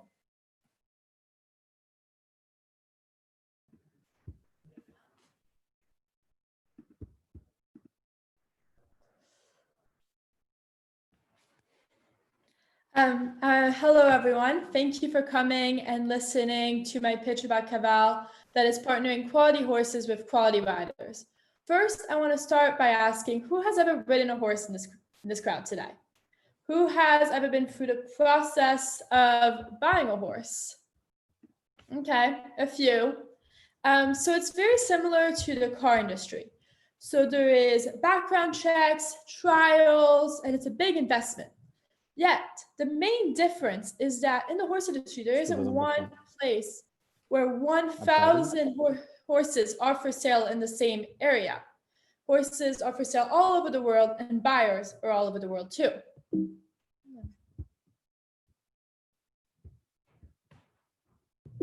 Why can't I? The problem on the buyer's perspective. There's 2.72 million horses bred to compete in the US, yet it can take up to 6 months to a year for a buyer to find the right horse for them. And the problem from the seller's perspective is that there's a high market of show horses with a significant number of potential clients, yet selling an unwanted horse is one of the top 3 problems faced by the seller. Our solution, the Tinder for horses. Kaval app connects sellers and buyers at competitions. We have tested our MVP. We have already created it and we have gotten very positive responses at competitions. And we have had no technical issues to this point at the moment. Not shown on this app is also a chat section where the buyer and the seller can connect and discuss and then plan to meet at the competition. Our market.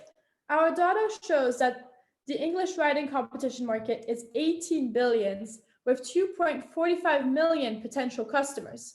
Our potential customers are increasingly participating in competitions.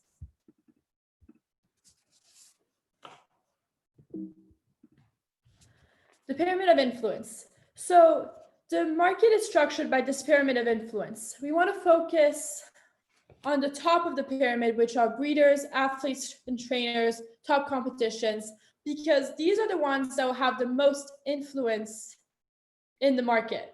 So these are the ones that will influence the lower part of the pyramid. And as you go up the pyramid, there's a more and more value in the transactions. So therefore, if we focus on the top of the pyramid as the sellers, we could then influence the lower part of the pyramid, the buyers. So our seller persona. So the stables in the US are mostly based in Florida, Oklahoma, and Texas, and this is where we'll be focusing.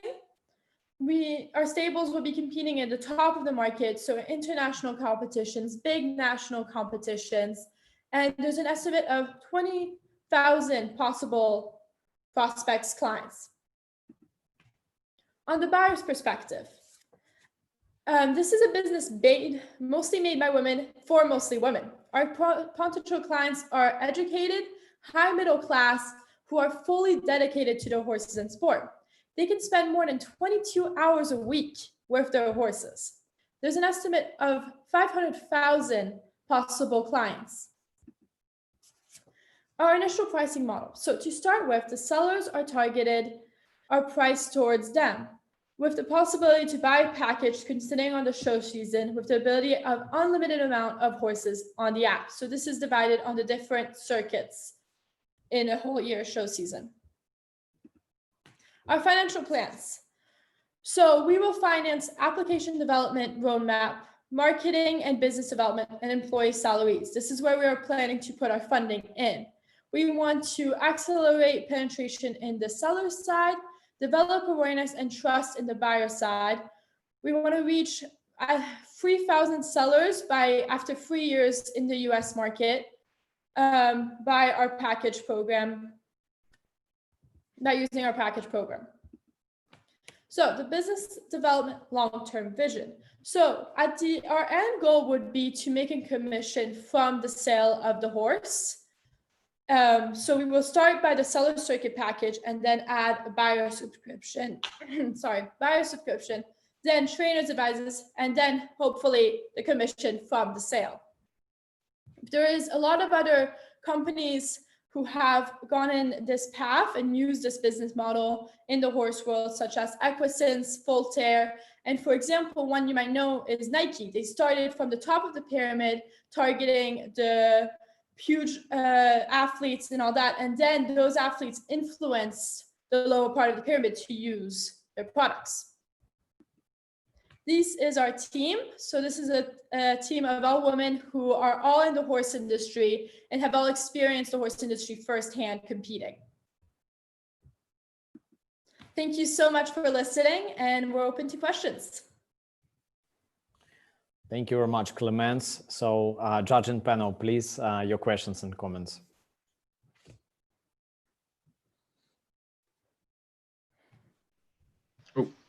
Hi, Clemence. Thank you much for that presentation. My daughter loves horses. I work every day trying to aim towards buying one of these horses for her, so I can definitely understand your offering there.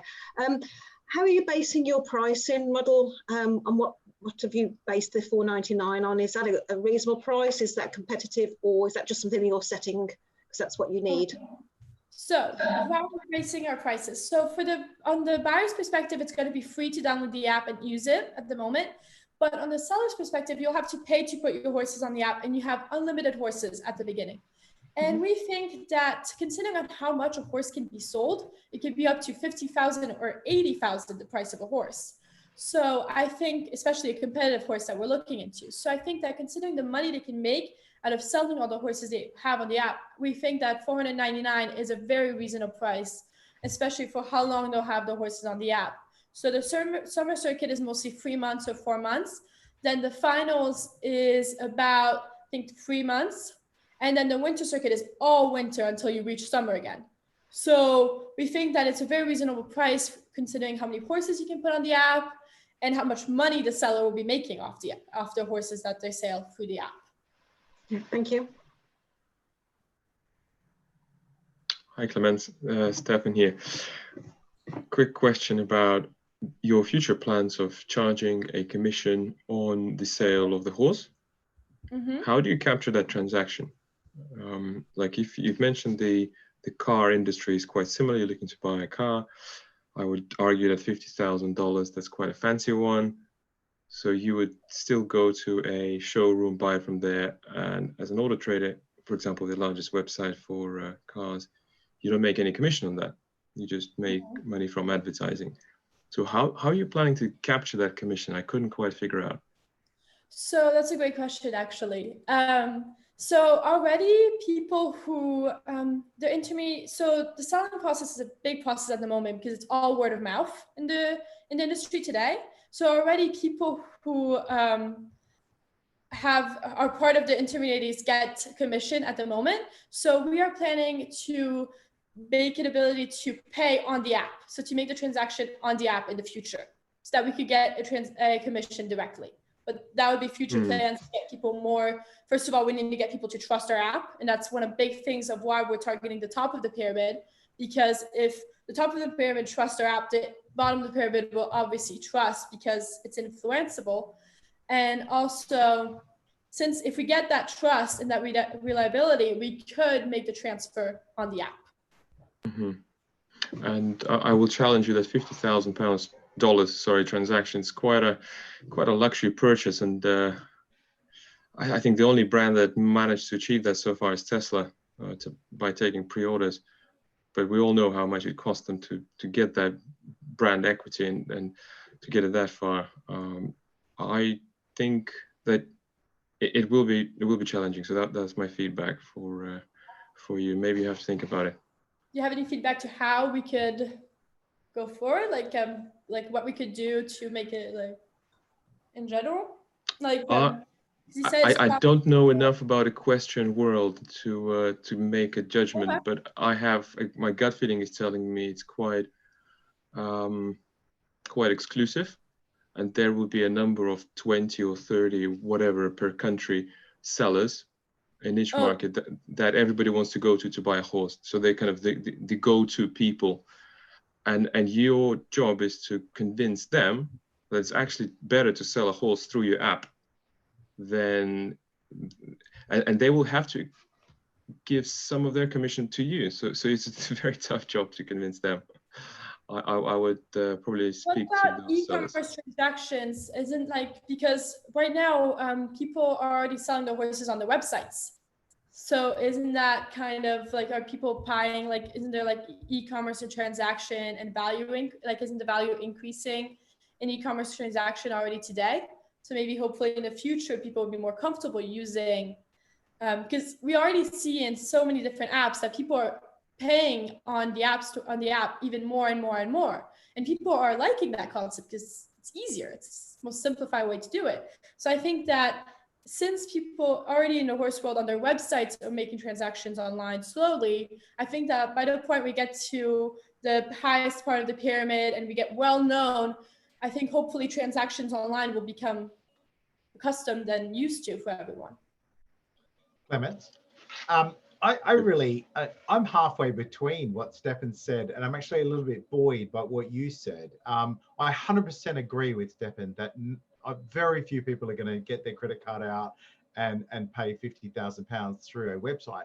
That said, I think your challenge is not actually whether people will actually transact or not. It's whether or not I'm going to pay that much money, almost like sight unseen. I totally get Tesla, because the 10,000th Tesla that rolls off the line is exactly the same as the 500th, right? They're identical, and you know everybody's going to get it, and they're a big company, and you can always go back to them. Whereas a horse is unique, and I think that's there's two sides to that. Firstly, it's unique, so therefore, like an equestrian dealer is like an antiques dealer. Every individual piece is worth a lot of money, so they can actually afford to spend a bit of time on that. I would suggest that your gap that you're looking for is something along the lines of maybe buying some tech which adds to your app, that maybe is the ability for a horse seller to, you know, do like a 360 or some kind of vision, kind of like maybe film, you know, something really rich, a rich media environment, and that enables to answer a lot more questions. I mean, this must be stuff that you can get away from having to travel. I think that's where your gap is. The gap of me having to fly from London to, you know, Kentucky to see a horse, the cost of that, because I can afford to buy a £50,000 racehorse, so therefore my money is, you know, my time is expensive. I think that I'm worth paying for, but I think there's a long journey there on tech. By the way, I looked up your website. It looks amazing, by the way. It's very Thank you. So to answer your questions, first of all, for the first half of your question, on the app, we have ability to put videos of the horse going, photos of the horse going. We require that you put the vet records of the horse and the show records connected to the USCF, which is the US Equestrian Federation, that every time you go to a competition already records all the horse's information. So that's to answer your first question, that we will have included into the app, and to create transparency, obviously, because it's such a big worth of money. And then for the second part, we are connecting people at competitions. So that's why when you enter a horse, you say what competitions you'll be heading to. And as a buyer, you look at the competitions you'll be heading to, and then you'll find the horse at the competition, because you guys will be both at the competition. And then that will also give the ability to maybe even try the horse at the competition, or maybe like negotiate a little trial. Maybe you can do him in a class. Like, you know what I mean? Like, this gives an opportunity where everyone is at the same place. Everyone is located at the same place. There's so many arenas you can try the horse at, and there's so many opportunities. Sure, So that's why I get that. I get that. That's very good. You didn't explain that clearly before, or I missed it. I apologize. I think that's good, but it does represent the other problem. If I've got £50,000 in my hand and there's a horse right there, and the guy, he has the reins, I have the cash, why don't we just do the business? Why do we have to go and start losing percentages on other companies? So I think it'd be much like the challenge that we face in funding, where we get a great startup and a great funder. If we let them get too friendly, they might cut us out of the deal. So there's that type of thing that happens a lot. We try to add incredible value to the startup and to the investor. It's that kind of value that you need to start securing, that relationship, whether it starts contractually, but I'm not sure I see the incredible value yet. The reason, so as I said earlier, the horse industry is all word of mouth. Like there's really little network. There's really like, especially in the lower part of the pyramid, it's very segmented. So I think the opportunity of our app is that because today people need to go through their trainers, need to go through so many, like they need to rely on the trainers to have the network. And if the trainer doesn't have the network, you're really struggling to find yourself a horse. And the problem is that sometimes, since it's so hard to sell a horse, the transparency becomes a little less there. You know what I mean? People will be like, oh my God, I found a buyer. I'm going to say them anything to sell the horse. So you're missing the transparency, and we want to get rid of that. We want to make it easier to the seller to connect with the buyers and easier for the buyers to connect with the sellers. Like we want to make sure that there isn't that lack of network, that fact that you have to go from one word to another word to another word. Here you just have one app, you get directly connected. There isn't any transparency issues. There isn't like, do I really trust him? You know what I mean? Like we get. I totally get the direction now. Thank you very much. That brings a lot more apparency to it. Being able to chase to be the standard in the industry and remove opaqueness is actually a very, very strong position. I think you need to build a little bit more competitive moat around your business. I think technology might help you there, and maybe creating like a quasi standard. This is protecting buyers and sellers, that type of idea, like the trusted trader thing that really had a lot of penetration. Trust was their big thing. They made a lot of money out of that by just connecting buyers and sellers that could have done business together. I think it's a really strong position. And by the way, I'll quickly tell you that I'm being so hard on you because actually I get harder on businesses that I like and I think have potential. So take that as a good thing. Thank you so much. I love your feedback. Thank you very much. Slava, can I just ask one last question? One last, yes, please. Sure. Clarence, in my experience, a lot of angel investors, a particularly important part of the decision-making process for them is the passion and vision of the founders and believing in that. I just wanted to ask, what was the inspiration of you guys as the founders for creating this app? So as I said, all the founders have been riding in the horse industry. We've all been competing. I've personally been in the horse industry for 14 years now. So I know it really well. I've competed at high level. Like I know what it's like. And we've actually experienced firsthand the problem of the lack of transparency there is when buying a horse. We have had instances where we were almost kind of lied to about a horse, or because they just wanted to make the sell. And they didn't really care if the horse fit us or if the horse was really the right fit for us in the future. All they wanted to do was make the sell. And I think that a lot of people in the horse industry that I've talked to have experienced this. And we've actually bought 2 horses already in my family. So we really know the process, know the experience, and experience it firsthand. Like we know what it's like. Right. Thank you very much, Clemens. We have to move on due to the time frame. And now we just about to invite the next startup, CoinRule. And as before, I would like to share some insights by our Eligent Accelerator mentor. So please check out our short video and please take a look. Just give me a second. I'm sharing the screen.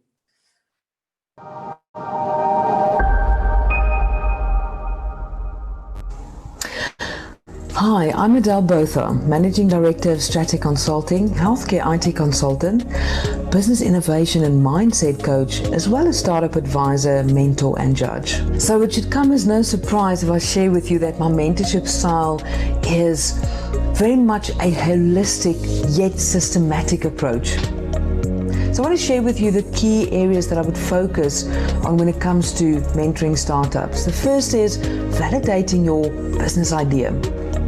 The second key area is developing a minimal viable product. The third key area, and this is an area that I'm extremely passionate about, is how to build a customer-funded business model. And then the fourth key area is scalability and commercialization. You see, you need to understand what are the key trends, what are the market forces, what are the industry forces, what are the macroeconomic factors at play to be able to identify the opportunities, the potential threats, as well as the constraints that you need to maneuver within to innovate. Because this will allow you to build a sustainable yet scalable business model. Take care. Thank you very much. Thank you very much, Adele, for your insights. So yes, we are just about to start now. Coin rule, please, Gabriel, share your screen.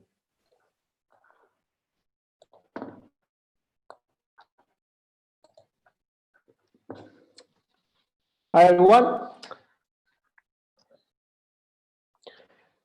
Early morning can be fun. So if today someone like me or Oleg, a millennial, wants to invest some money, the first thing he does, he goes on and he buys some cryptocurrencies. That's because the world of finance has changed with the blockchain, with algorithms, and with decentralized finance. Something that has been acknowledged by the economists in their issue in October, where they were saying that 90% of Wall Street is managed by high-frequency traders, algorithms, and investment banks that have huge quant floor and a huge algorithmic power. Our typical customer is someone that starts buying some cryptocurrencies, Bitcoins, on Binance, on Coinbase, and then after a little bit of manual investing, he understands that it's so time-consuming. So he starts looking for an automated tools. On top of that, he has also no skills to actually build strategies, but still want to automatize his investment, and he wants to take advantage of the volatility of the market. So surfing the pumps for taking profit, but also to limit his loss when there is a market crash. Well, introducing coin rule. With the coin rule, you can say, if Bitcoin goes down 3%, buy this other coin at this specific price. And you can set up several conditions connected to price, volume, and when you feel comfortable, you can press play and this machine goes on the market and trades on your behalf. At the moment, it connects with the most famous cryptocurrencies exchanges like Binance, Coinbase, etc. The product is launched, is global. We have a huge presence in the US. More than 50% of the customers come from there, and also in Europe. At the moment, we are generating around $4,000 a month in terms of revenue. We have $2 million transacted on the platform, and we have 10,000 users. And we are growing month over month about 30%. All of this with zero marketing spend. Our main channel for acquisition is search engine optimization. We have a proprietary technology in our company that build landing pages that captures a lot of good keywords. So for some keywords, we rank first position on the first page of Google. One interesting stat is that despite the COVID financial crisis, 67% of the funds on our platform are in profit. So at the moment, we offer an edutainment experience, edutainment plus entertainment, because learning finance is fun. It's a smart assistant for you to trade, and all of this is packaged in a financial inclusion product that helps people fight back big banks and also to have a tool to manage their finances. The team is myself, Gabriele. I'm a Londoner, been in London for 11 years, worked at MIT in Finland as well, and I'm mentoring at Google Launchpad. Oleg has a background in banking, worked at Citibank, Oxford graduate, and we have Zenek, our CTO, that is from Czech Republic, and that's where we have our tech team, meaning that 3 engineers in Czech Republic, they cost as much as 1 senior developer in London, so our burn rate every month is very low. The team is 8 people. We fundraised last year, 2019, $250,000, and here you can see our representative and advisor, Tibor Tanner and Robin. We have several affiliation and partnership with the leading entities in the industry like Kraken, Bitpanda, and also we are applying for the FCA to get a robo-advisory license next year. The way we charge is it's very simple. It's a SaaS model, so it's like basically Netflix, but it makes money. We charge a monthly subscription, and by doing that, we are a service provider and we don't have any liabilities in terms of regulation. The roadmap is very exciting. We just launched the new trading interface, Arbiter, 2 months ago. It was life-changing for the company. Now we're working very hard to build the simplest backtesting tools in the world. So the ability to test your strategy on historical data. There is also a marketplace functionality coming soon. There is copy trading, and there's also blockchain, and also an expansion in traditional assets like FX, commodities, and bonds. And that will allow us to go to the bigger vision that in the next 5 years, we want to be able to offer a platform where one day you can trade on Binance, you can stake your coins on Binance, another day you can buy some Tesla stock, and another day you can also use some decentralized app of the future. So we want to basically allow people to invest across platform in one single interface. Thank you. Now Oleg will show the product. We'll do the product demo. Oleg? Yeah, Gabriel, just need to stop sharing, and I'll show for 30 seconds. Yeah, just a very quick one. So you can see now the dashboard where you see the performance of your different strategies. You have one interface from which you see your balances on the different trading platforms that you have connected to CoinRule. And basically in the exchanges page, you can actually set up the trading platforms on which you want to run your strategies. We do not hold the user funds, and we can only place trade executions or see the user's account balances. And then if you want to trade, you go into the trading interface, and then either you build a strategy yourself. Let's do something creatively simple.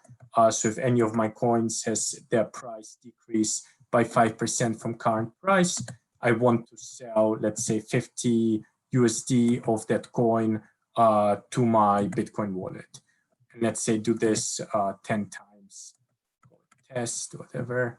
And then when I press launch, it gives me one more time a summary of the strategy. I press launch live, and the rule goes into the market. Now, if I wanted, of course, with CoinRule, you can also build much more complex things. So if I wanted to, let's say I'm using one of the template strategies. If I want to select this, it pre-fills for me the interface. And this is a rule that also uses an operator. So this is a parallel structure. There'll be 2 different actions running in parallel. So users also can use more advanced indicators and strategies with CoinRule. And just before I finish up, if you want to actually purchase a plan, you go into the Get Plan section. You buy directly from here. You can connect to real-time notifications and then also see the performance of your different strategies. Perfect. And now that we showed how to build an automated trade in few simple clicks, now we can open the floor to the questions. Please. Thank you for this presentation. Could you please elaborate, how do you resolve the KYC type of questions for the users? Yes, thank you for the question. So the KYC, it's actually done on the underlying exchange, underlying website. So Binance, BTC, Coinbase, IG Index, they do their own KYC. CoinRule, it's a layer on top of them. So we connect with an API key. So it's basically copy and paste of one single code. And CoinRule send the buying and selling instruction to your website of preference. That also means that your funds are super safe because we don't touch your fund.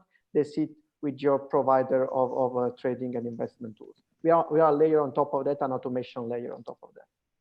Thanks.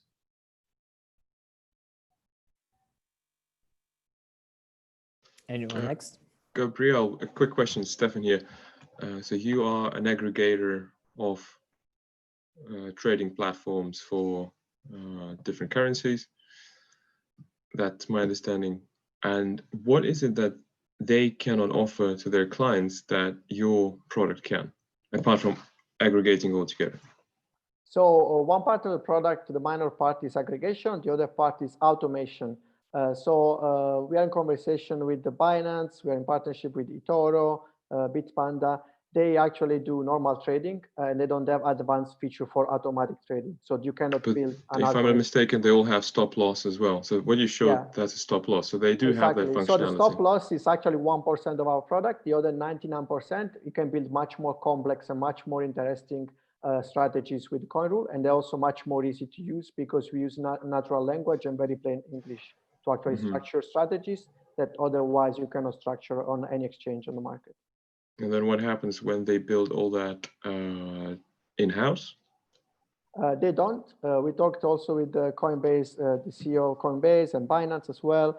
They have no interest in building that. They want to expand the ecosystem. They actually now they all have third-party section in their app where they actually want to generate more traffic for their trades, because eventually we generate more trades and traffic for them.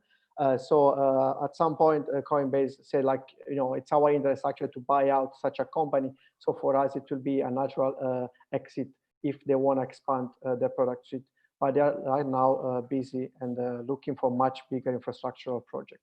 Yeah, Stefan, just to add to that, it's a little bit like Amazon and Shopify. I mean, both are big e-commerce platforms, but of course, like Shopify provides a slightly different experience. Like that's the way I like to compare that. Gotcha. Thanks so much, guys. Thank you. Anyone else? Anyone else to add? One more question. Can I ask something quickly? I wanted to, yeah, go on. Sorry, Victoria, after you, No worries. ladies before gentlemen. Thank you. And actually the question is about ladies. Have you guys thought to diversify a little bit the team? I mean, 8 guys and no women, maybe they could add a little bit of a perspective.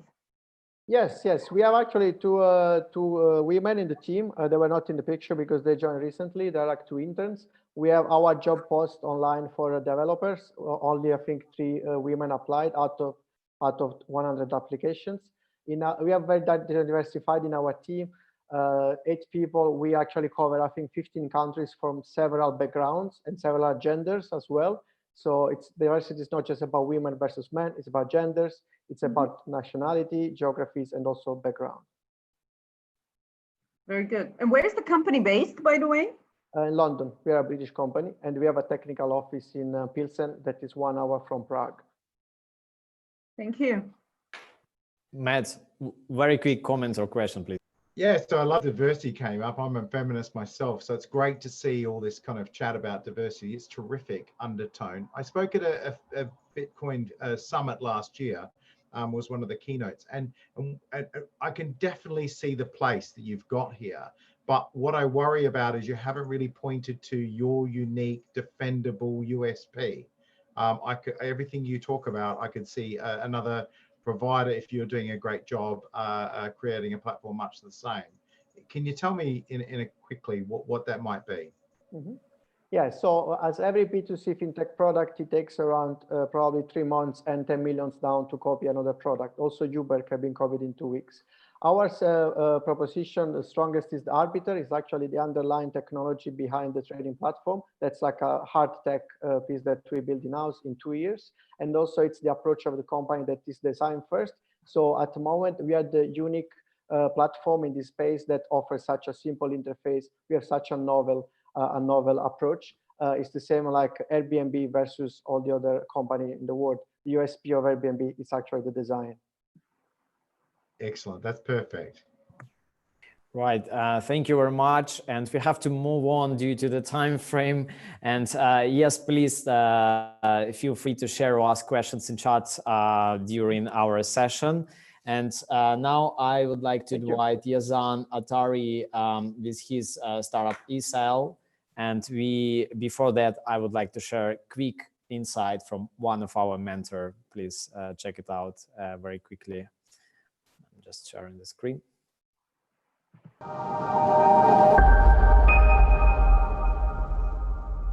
Hey everyone. When building a startup, one of the main things to keep in mind is having the right team. One of the top 3 reasons why startups fail is due to not having the right team in the first place. So there are 3 things that I advise you to keep in mind. First, hire for someone who complements you. Assess your strengths, your areas of opportunity, and hire people who complement your skill set.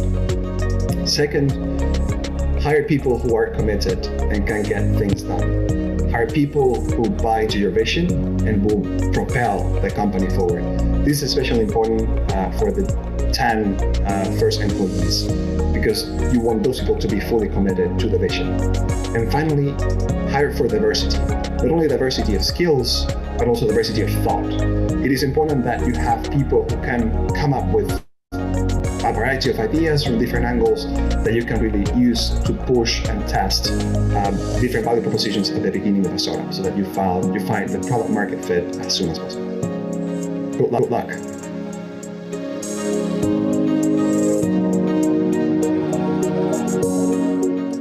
Thank you very much, Lorenzo, for your insight about the team. That's exactly what we just discussed recently. So now, please, Yazan, join us and share your screen and start your presentation.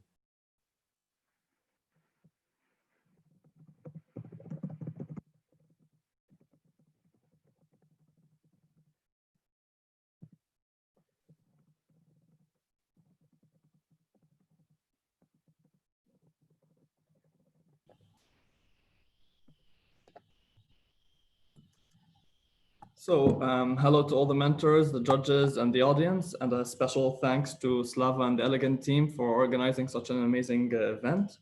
Let me introduce myself first. I'm Yazan Atsari. I'm a 19-year-old first-year student at the Halt International Business School. I started my entrepreneurial journey at around 16 years old, where I developed and sold a limited sneaker marketplace platform in Dubai. And now, welcome to the ESOL Digital Bank pitch deck. I hope you guys enjoy it, and let's get started. So, steering the course of modern conventional banking. ESOL aspires to change the way we bank by utilizing advanced and upcoming technology and software that creates a customer-centric and highly personalized banking experience that is specially crafted for the MENA region. The problem that we face. The MENA region, and especially the UAE, they lack a convenient and simple digital banking experience that can be used by anyone. And this is how we discovered the problem.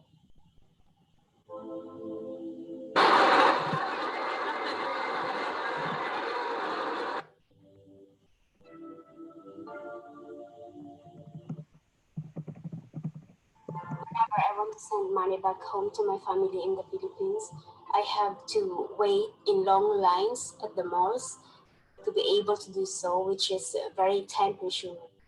Managing a bank account as an 18-year-old in the UAE was extremely difficult for me, as I had very little knowledge on banking, and the paperwork that they were asking me for is not the paperwork an average 18-year-old in the UAE has when in Dubai. Living in a technology advanced city like Dubai means we have a huge reliance on digital platforms to complete day-to-day tasks. However, this is not the case with most digital banking platforms in the UAE, as they do not provide simple services such as banking monthly payments and sending money to friends.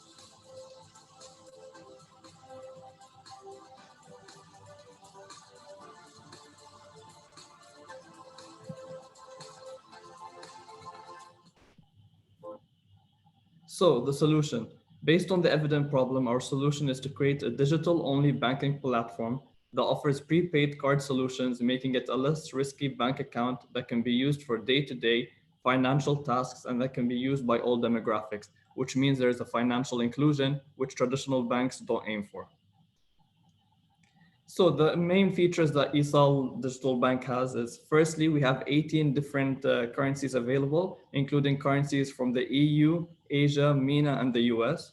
Secondly, we have a 24/7 multi-language call center that works side by side with our in-app chatbot.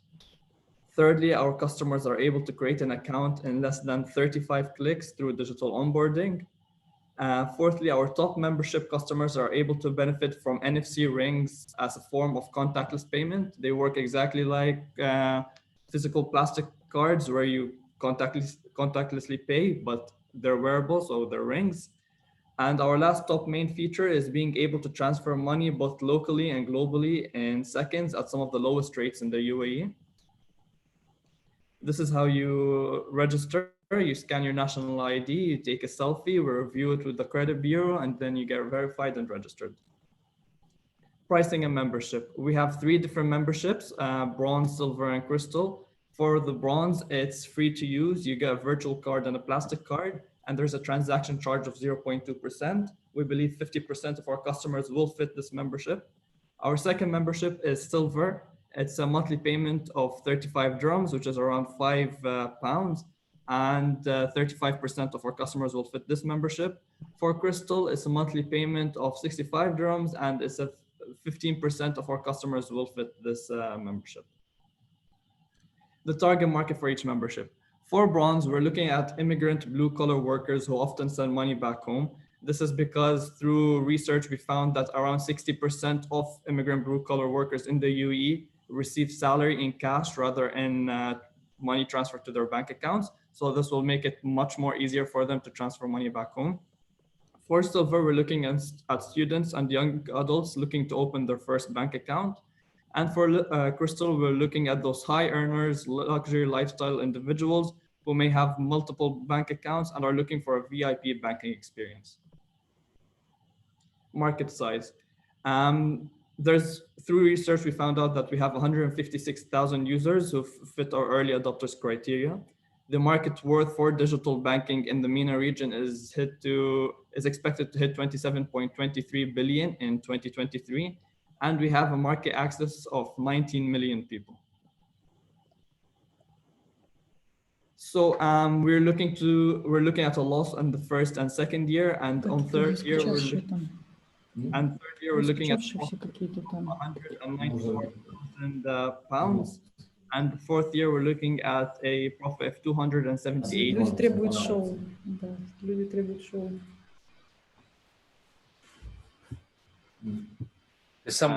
Somebody needs to mute. So in this investment round, which is our pre-seed investment round, we're asking for £560,000 in return for 10% equity. And this is going to last us for 2 years until we start our Series A investment round. And we're looking at a customer acquisition of 20,000 customers in the first year.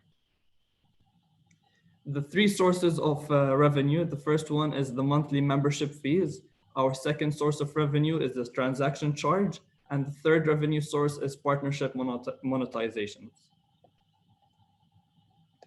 So the cost layout, our costs are going to go towards regulation and security, bank sponsorship, employee costs, platform development, rent and offices, and marketing.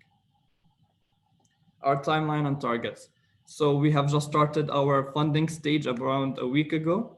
We're looking to grow the team right now. So we're looking at a technological team, a banking team, and a marketing team. We are starting at the development and testing of our platform, and we're in talks with local traditional banks in the UAE to get a partnership with them and get them to act as our sponsor banks.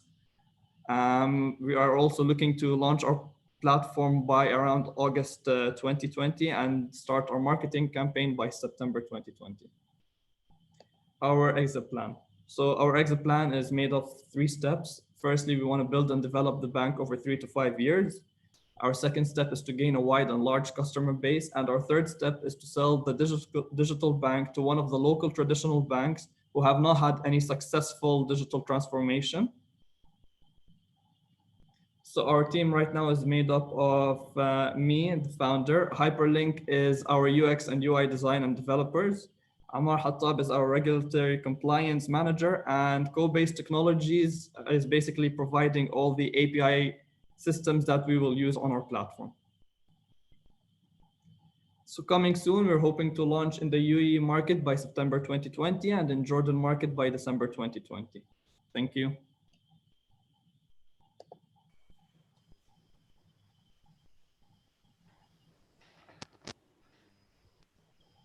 Well, judges, please.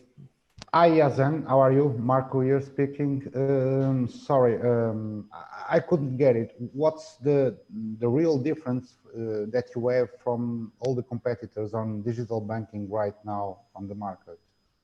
So we are special to the MENA region because the MENA region right now isn't offering any banking licenses for digital-only banks. The last banking license that was offered in the UAE was around 30 years ago. So over here in the UAE, we are very backwards when it comes to digital banking, and I feel like there's a really untapped market.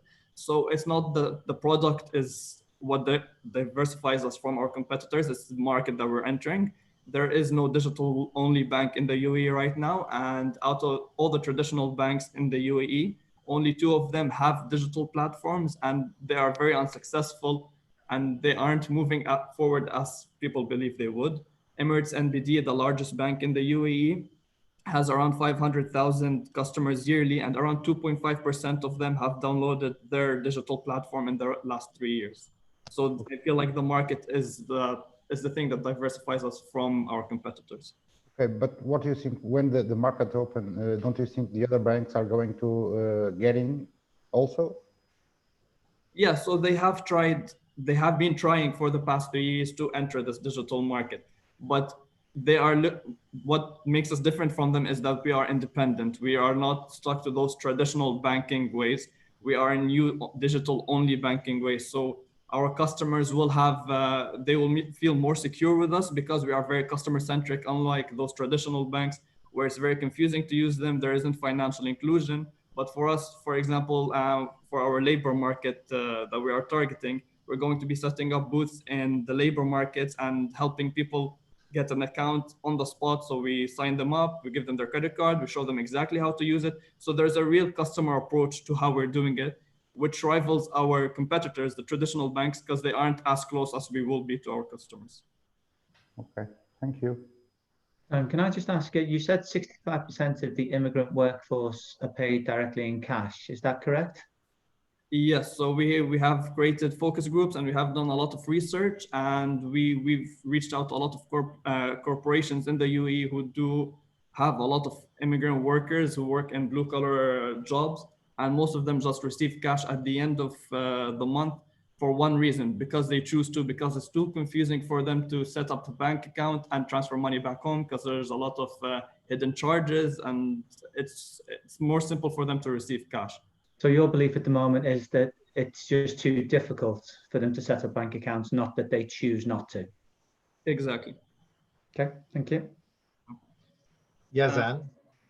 So that was, Con stole my thunder a little bit there, because I actually picked up on that as well. It's quite a good point, and that represents a real untapped market potentially. And I actually see where your layer is too. I've got a lot of experience in the telecom sector, and we see a really good space against the big networks, which we would call in your instance the big banks, with a lot of good brand type resellers coming in, and they make a really good living. So as long as your brand's on point, you should be good. But what I worry about is you haven't spent enough money and you haven't got a big enough team yet. How much have you invested so far in the business?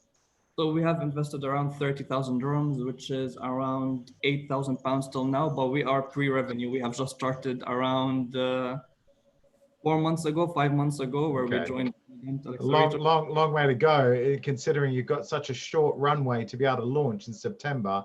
So I think my concern would be about scaling up the team very, very quickly with a lot more experience, instead of using outsource agents and stuff. Some of the other pictures you saw earlier, like PaySme is a great example. Their board is, and the advisor is crazy good. So yeah, I think that would bring a little bit of confidence. That's the only thing I would add. But yeah, I can see a really, really nice gap there. Actually, really good. Thank you. Well done. No problem. Just to answer what you said, Code-Based Technology is our current partner right now. They own 10% of our company, and they've made a $5 million in technological investment. So they have developed their own digital banking system called Bank in a Box. And we have agreed, we have a partnership for 3 years to use that platform. So considering that they have made the investment, that's why we've reduced what we're raising by a lot.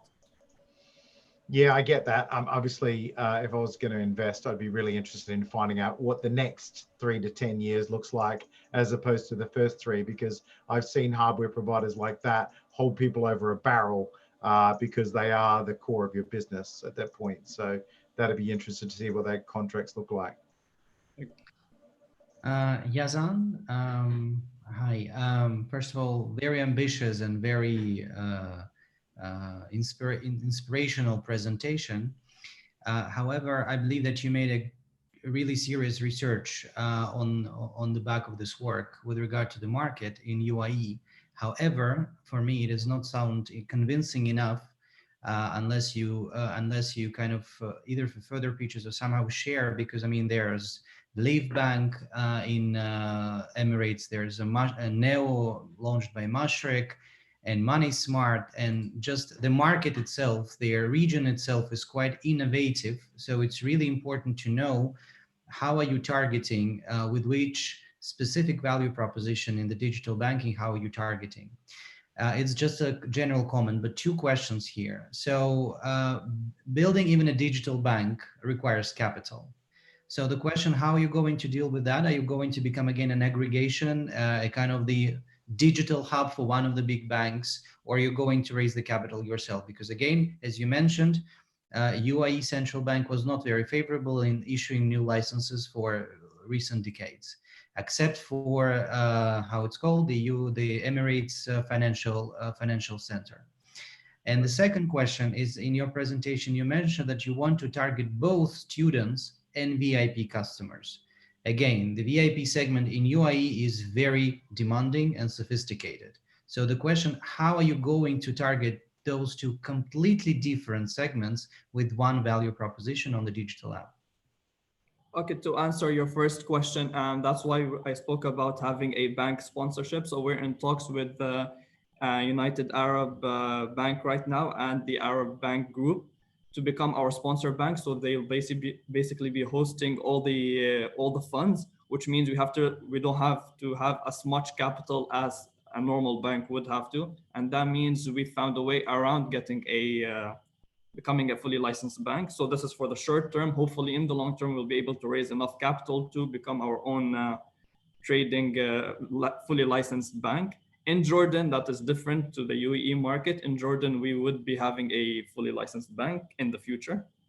And the second question, to answer your second question, was we've cut down our bank into 3 different memberships, and we're trying to aim at different target markets within the memberships because these memberships offer different things. So for the students and the young adults one, it's the most simple form of digital banking that there is. So your parents are able to control everything. There is much cheaper rates for transferring money. So your parents or your legal guardians are able to send you money quite regularly. You're able to schedule transferring of money. For the VIP individuals and the high earners, the reason we're going for them is because they do have a lot of different bank accounts in the UAE, and contactless payment isn't something that has been here around for a lot. It's just starting to really take off. My physical credit card from Emirates NBD does not do contactless payments. I'm not able to just scan and pay. And this is a credit card that I just got a year ago nearly. So this is what we're looking for. We're looking for the VIP individuals to get a bank account that they can just use for day-to-day spending, to send money to their kids, to just basically monitor how much money is going in and out of the family.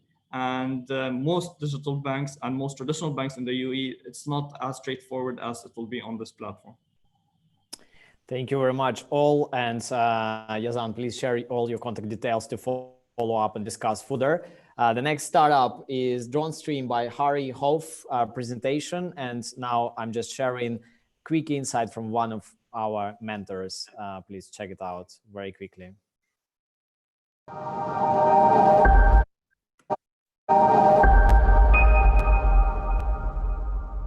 Hi, my name's Mark Elliott and I'm a business coach, and I'm here to give you my top 3 tips on how to change your mindset from being a founder to being an investable CEO. My first tip is to purposely choose what type of leader you want to become and set out to change your habits, behaviors, and attitudes to become that person. Number 2, go into the future and look back to the past, to this moment in time, and take those actions and make those decisions that you wish you had made from that point in the future.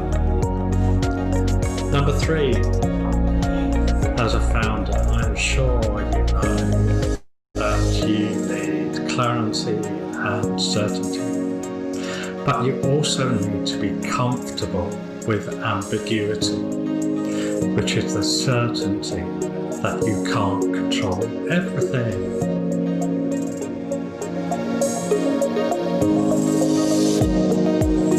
Thank you very much, Mark Elliott, for this insight. Harry, your turn. Brilliant. Thank you, Slava. Thank you very much. Right, let me just share my screen. Okay.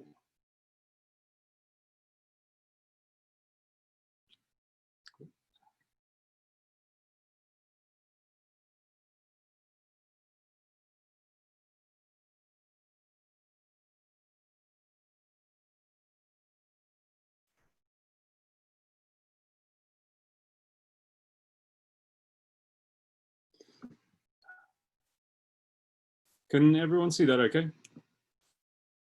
Yes. Brilliant. Hi, everyone. I'm Harry Howe, CEO of DroneStream, which is a platform that allows drone pilots to collaborate with their teams in real time. So giving you a bit of background on drone technology at the moment, you may have seen it, especially in the COVID crisis. It's really starting to have a resurgence whereby you can see the benefits in using drones over traditional means. You know, in construction, you're able to get an oversight over a large area. You're able to, in private security, you're able to observe things safely and much more efficiently than you would by men on foot, for instance. And drones are really finding their way into industries which have to cover a large area. But this has been held back by the fact that drone pilot is still the source of all that aerial information. So if you're to think real time, if you're thinking perhaps in public safety, police, fire, you have a drone hovering over an environment whereby there's a continually unfolding situation. The team on site or the guys in the control room, perhaps, they're not necessarily going to want to see the recorded footage. And they're certainly not going to want the only source of that information being fed through the pilot's radio or perhaps someone stood next to him. So a perfect example of that was the unfortunate fire in Notre Dame. The authorities on the ground were actually using a small drone over the structure in order to position their assets, the fire engines, the emergency services, and so on. Now, the issue is that, as you can see in this grainy, but you can still see it in the picture, a lot of these emergency services were pouring over the shoulder of the drone pilot in order to get the information that they were seeing in real time out to their agencies. So the bottleneck really starts with the pilot, and it's something that I began seeing myself when I flew commercial drones in the film sector. It really falls down to the pilot to have to get that aerial information out to the people that need it. So we built a platform which consists of an iOS, Android app, and a desktop platform that pulls not only the video data, but also the map data as well. And there's also an inbuilt function that allows the viewers to communicate with the pilot in real time without it causing any issues during the flight. So the messages are subtly overlaid to the left of the pilot's heads-up display. So it allows them to continue with their flight without being disturbed. So the functions, as I mentioned, you have the aerial map, which shows the position of both the drone and the pilot. You also have the communication factor, and of course, you've got the real-time video coming through in sub-second latency. So with this in mind, as we start to see organizations utilizing these drones at scale, as we released our first version late last year, there was a B2G sale that we made to Fort Lauderdale Airport, where they use our system with their emergency response procedures. So if there's a plane crash or an active shooter or any other dangerous incident on site, they're able to use the drone to move to that area and not put anyone in harm's way, while using DroneStream to filter that information through to the FAA tower or other emergency services on site. We've currently got 1,300 active users on our platform, and we are about to launch version 2.0, which is specifically designed for enterprise customers. So as you saw with the B2G customer, we were able to understand more what exactly they need from a platform like ours, and from that we've based our version 2.0 on that feedback. So the categories of the market we're actually going for is public safety and construction, because they're the early adopters. They're the ones using drones at scale at the moment. This can bleed out through later through to the heavy industries, the oil and gas. They're using drones, but in slightly more complex, less connected environments. And of course, your small drone companies that are perhaps using that for inspection services. But our core target market is going to be construction and public safety. Our team consists of both myself and my business partner, Dennis. I come from a background in integrating software solutions into the healthcare industry, but I also used to fly drones commercially in the film and media industry as well. Dennis, he runs a software company and both work with the likes of Samsung and other IoT related companies. Last year, we attended a drone specific trade show, and we had a lot of interest from large companies such as Network Rail, British Telecom, Skanska, and they were really interested in this solution. Some of which were stating that they were actually thinking of building this solution themselves because they couldn't see anything else like it on the market, and it was desperately needed. So moving forward from our launch, and what we're actually planning on doing is we want to integrate with a drone in a box solution provider, which we're already in collaborations with, which will allow full remote use of drones anywhere in the world. So if you have perhaps a wind farm or you have a remote site that needs constant supervision, then you can position one of these drone boxes on site and use the DroneStream platform in order to remotely secure and operate the drone from a remote location. And this can obviously, the expanse of what this type of technology could be used for boggles the mind. You can use it in public safety, especially construction, and many others which would later benefit. But I think the real appetite is really in certainly private security, public safety, and the construction infrastructure businesses. So our current system serves as a software as a service, and that's what we're launching in a few weeks. But the real destination for our system is a platform as a service, using it to integrate with drone service provider, drone manufacturers, and drone in the box hardware providers to actually scale that as a platform and be the #1 operating system for that specific service. So we're raising £100,000 to continue to build that drone operating system. Integrate with we've got a partner called Thales, a French aerospace company that are integrating with us in a matter of months, and the drone box solution hardware as well, which we'll be integrating with to provide a joint service to customers initially. We also want to really push this system within the key markets that are utilizing drones at scale at the moment, which is of course the US, Europe, and the UAE as well. They're really big markets for us. We've got a lead investor as of a few months ago. Sony have come on board and are willing to help us achieve this objective. So yeah, it'd be great to have investors come on board to help us build the future drone operating system and really seize the market across these sectors. Thank you. Thanks a lot, Harry. Judging panel, please. So Harry, can I jump in first? I thought that was exceptional. I really like the vision that you've got there, especially how you've called the shot on being the leading and defining platform that people will be using. I really love that. My biggest concern is that is not nearly enough money to penetrate those markets. What's the next round? What does that look like? Tell me about what that looks like. So our next round is we're going to raise 500,000 towards the end of the year.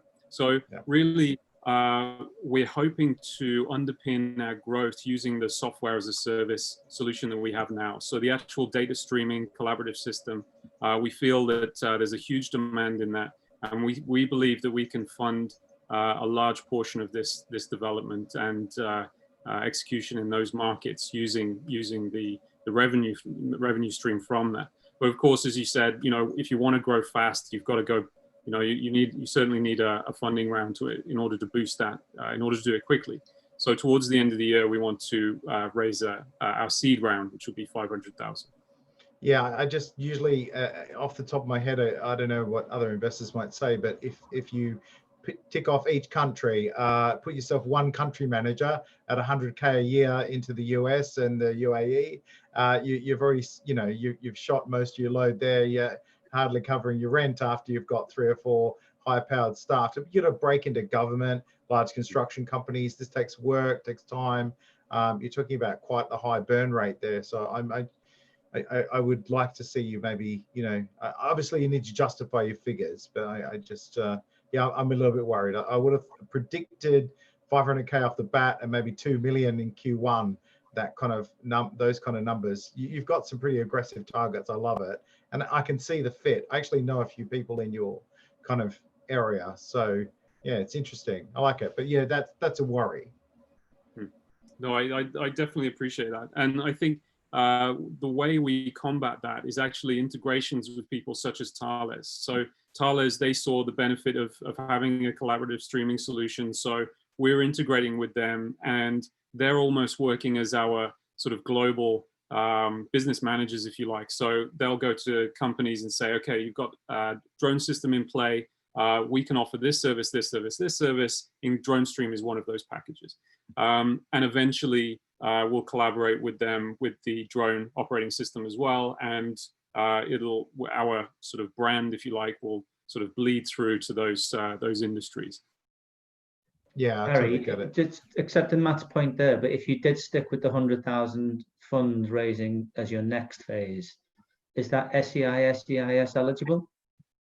Yes, yes, it is. Yeah. You're still on SEIS? Yes, I believe so. Yeah. Okay. And you mentioned Sony as backing you, but I wasn't quite sure whether the investment was in cash or just time or support. What is Sony's involvement? It was a cash investment. Yeah, we went to we joined the Accelerator in Sweden for 3 months at the end of last year, and based on that, they funded a few companies, and we were one of them. Thank you. Hi, Harry. Just talk me through your team. You mentioned your business partner, but who else is in your team? We have, we're very fortunate that Dennis, my business partner, he owns a software company. So there is a group of which he uses within his software company that we use for DroneStream. So they've been the same team since the very beginning. We're very fortunate in that regard. They're based out in Kiev in the Ukraine. So we're, as far as the UK is concerned, at the moment, it's only me. We're just based outside of Oxford. But the CTO, my business partner, and the development team are based out in Kiev. Yeah, on that raising of 100,000 now, obviously to raise again in such a short period of time, the time and effort it takes to do that is draining on your skills to drive the business forward. So are there any thoughts on actually doing other things to get that money rather than do it through investment? And also that point of if there is another round, there's dilution, which your investors, in this round will want protecting or may not like it so soon afterwards. Absolutely. Well, we're hoping that we're very optimistic that the revenue based on the 2.0 release in a matter of weeks would really boost the funding that we actually need to continue to develop this operating system. So our raise may differ based on that. But as you said, so soon after this particular raise, it's the reason why is because we want to be realistic. If we try to raise 500,000 now, we would, especially in light of COVID, we feel we may struggle. And also, there's been, a lot of negativity surrounding the drone space. So if perhaps an investor doesn't necessarily understand that the drone space is growing and it's something that will really expand in the future, then what we'd like to do is actually raise a small round, prove that we can make those sales using the SaaS offering that we're selling in a matter of weeks, and then go for the bigger round when we say, hey, look, we've got the data to back this up now. Good call. Can I just chip in here? There might be a number of people who are worried a little bit about raising in a COVID situation we're in now. My experience is that there's always money for a good deal. There's always money. It's harder for sure, but you should always raise what's appropriate for your business. That's the most important thing. Giving you not enough money is far worse than any other kind of decision you can make. Don't never underfund your company, never apologize. Always go for it, whatever you need. That's great advice. Thanks, Matthew. Thank you. One last question, now comment, please.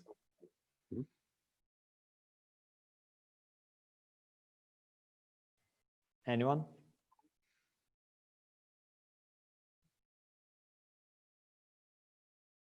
Right, Harry, please share your contact details in chat. We are moving on to Walkman with Macarena from Spain. And yes, Harry, thanks a lot for your pitch. And please share your contact details in chat. Thank you very much. And now I'm just about to share short insight from our Eligent Accelerator mentor, Marco Poliafica. So please check it out. It's very inspiring.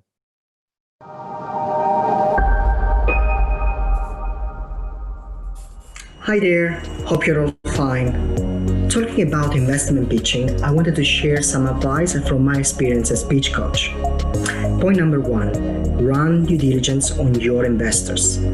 Make sure you run some search on the audience, their criteria of investments, and how your business idea fits and complements their portfolio.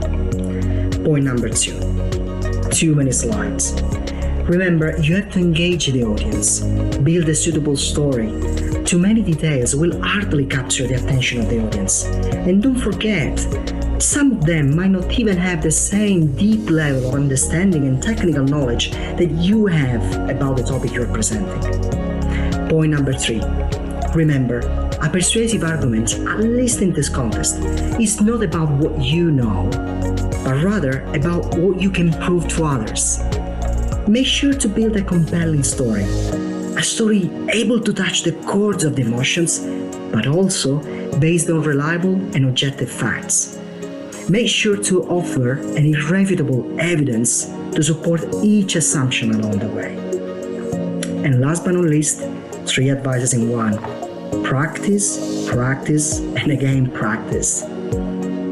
Okay, so happy to chat further if you want to know more, but for now, happy pitching!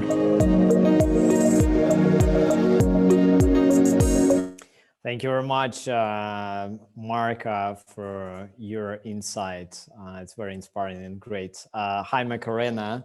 Welcome, Spain. Please share your screen and start your presentation. Hi, everyone. Yeah, I'll be sure in a minute.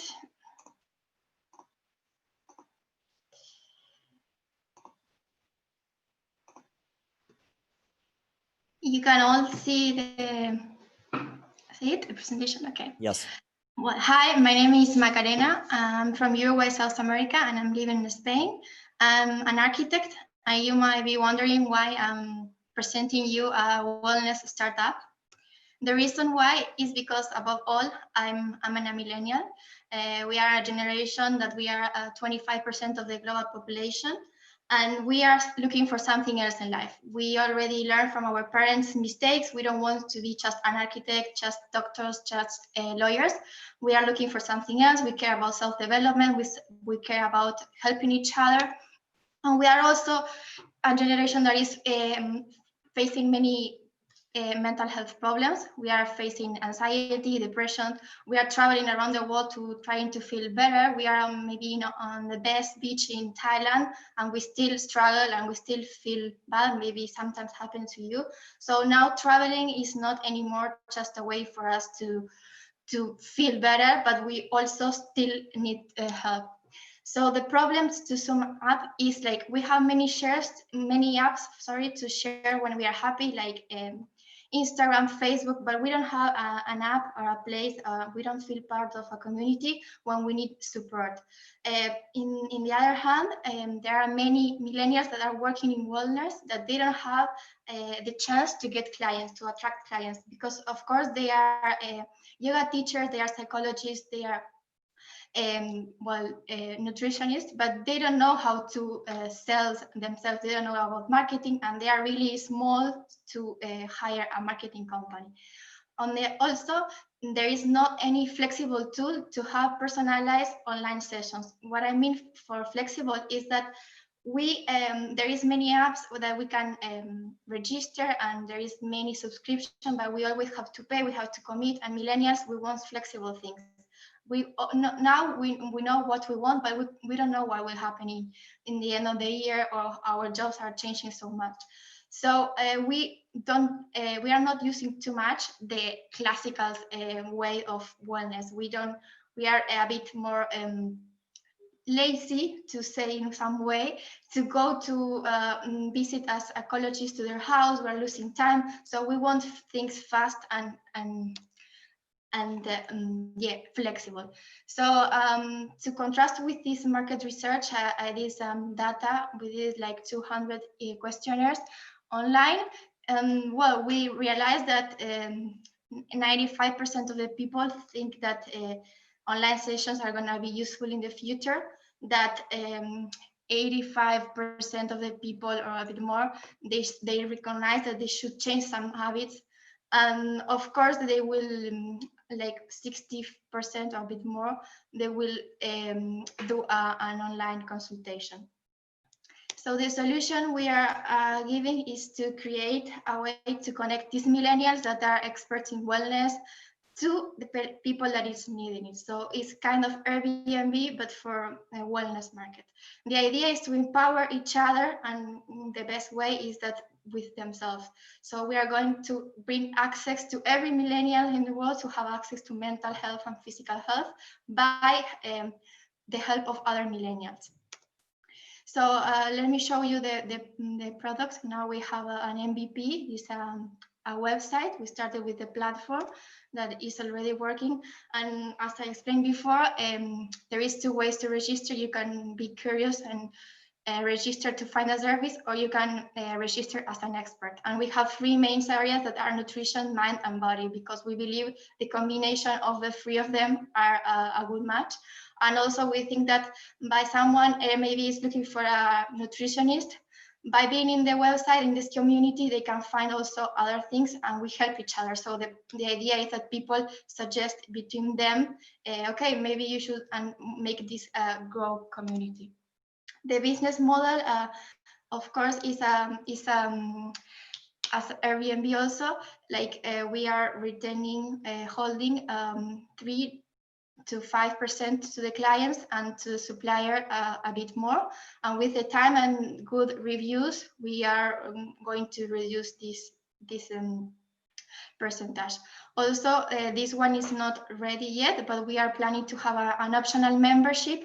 And why optional? Because we don't want that this is the way you have to do it to find an expert, but it's something optional that you can do it or not to get another things.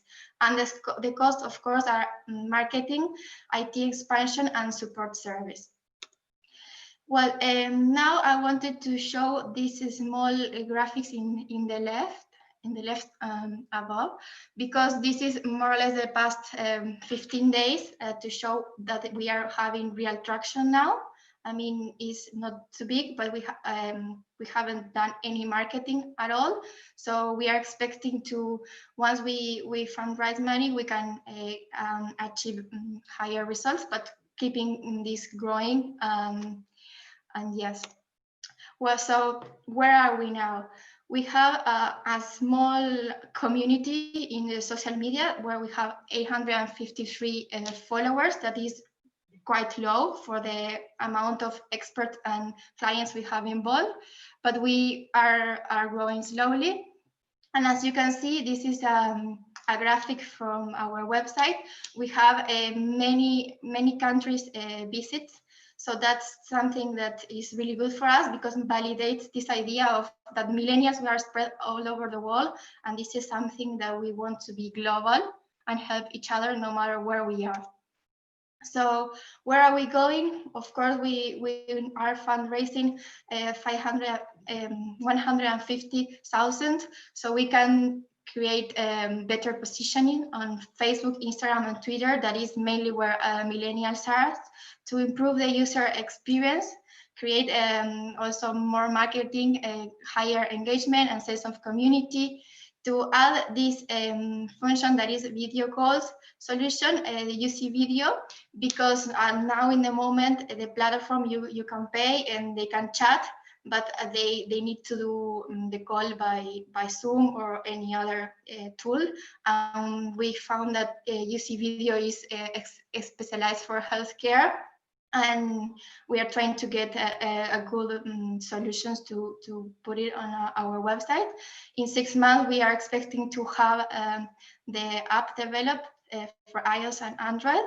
We will keep doing marketing, and also we are trying to improve the payment platform because now it's a Stripe and the commission is fine, but in the future, if we have better deals, we think that Eligent will be a good platform.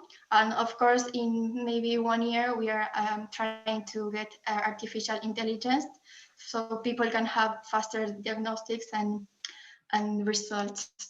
So about the competition, what I wanted to ask you, what do you think? Because we think that there are not personalized apps. There are many apps where you have robots, or you have people that is not just replying to you, oh, how are you, how do you feel, but it's a robot. Or the same with the body, you know. There are yoga teachers, but they are robots, and you think, oh my God, you are not tired, and they cannot correct you. So that's one point. And the other point is that there are other, in one hand, too diversified. You enter and you can have an oncologist. It's so wide the range that is like a bit confusing. Or in the opposite, is only mind, only yoga, and it's not attractive to the millennials when you go straight to, oh, I need to have a mental health advisor. So we think woman is the perfect combination. And it's better because it's from millennials to millennials. This is the team. This is me. I'm the CEO and founder. Raj, he's the co-founder, CTO, and chief data scientist. He's from UK. Victoria Millan, she's an advisor that we connect with her here in Eligent Cloud. Juan Diego Suburu, he's the CFO and COO. Diego Ceruti, the business advisor, and Gonzalo Peláez, a business partner. Thank you very much. Thank you very much, Macarena. Judge and panel, please. I can start. Thank you, Macarena. I think a very, very interesting idea. We know health and wellness is a big trend growing currently. So I think, spot on from this perspective. And following the current context, I think that will be even growing even faster. Probably my question is, why somebody will choose your solution? That was not very clearly coming through, when there are so many other options into the space of health and wellness today, from more personalized or less personalized, with different proposition. Well, the main, thank you for the question.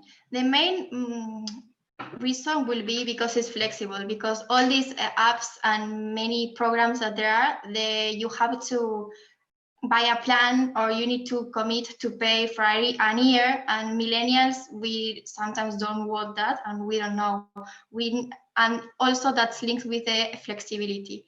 Like our platform gives the opportunity to buy one session or two, and of course our plan is to have them engaged and keep buying, or buy a lot or packs. But we want millennials to know that they have flexibility, that you don't need to have a lot of money. Maybe today you need one session with a psychologist because you need to talk about your ex-boyfriend, whatever, and you can have only one. And of course, that person, maybe he bought one, but we'll spread the voice and we will create this community. So we don't think that it's bad if someone's buy only one session, and maybe we'll come back for another session of something, or maybe longer in the time we'll engage again. So we think that that's quite important difference. I think that's a good point. It is probably what we need to consider further, how you keep and increase the loyalty of your consumers. Because if you go and play only on that side, you'll build only on the trial. So you may lose some loyal consumers. So it'll be just the ones who want something once, and then you lose them, and that will be much more costly for you. The cost of the acquisition will become, much higher, rather than having when you have some loyal ones. So that would be for me a point which I encourage you to have a look and thinking through how you can combine, one-time acquisition versus long-term consideration. Yeah, well, just to sum up, like the idea is that the experts, their job also is they also want this to happen and to return the clients. So we also encourage people to keep going. And of course, as in every business, we might lose them. But the main idea is that once they bought one, we need to keep them. But at least for the first, for them to just try to say, okay, you can buy one, and that's it. Okay, thank you.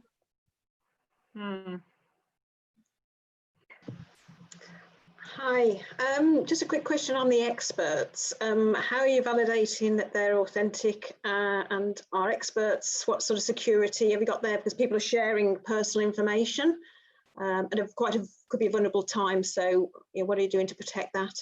Yes, thank you for the question. Well, by now we're trying to develop a security item where they need to show their certificates for being accepted as an expert. Right now, we are working on that, but of course we need money to keep working on that. Yeah, we have interviews with them, and we know more about them. It's not just that they register, but yeah, there will be a function that they need to put their things, and of course they need to accept the terms and cons, and they need to keep the professional secret. So we thought about it, and we are working on it, even though now is not yet ready. Yeah, thank you. Macarena. Yeah, just quickly on that. I think you should seriously get your tech guy to look at a modular piece of code. You can just buy or license in on that. It's a very specific piece of work that isn't part of your core functionality. Like buying, you wouldn't make a new Stripe just to be able to take payments. So yeah, I think it's a thing that you can just buy in. And there's lots of apps that do similar things. The validation piece is quite acceptable. There's a lot of similar stuff. So I'd look out for a code base module that works for that. But I kind of halfway between what Lillian said and what Gaynor said, the idea of how do we get those multiple sales.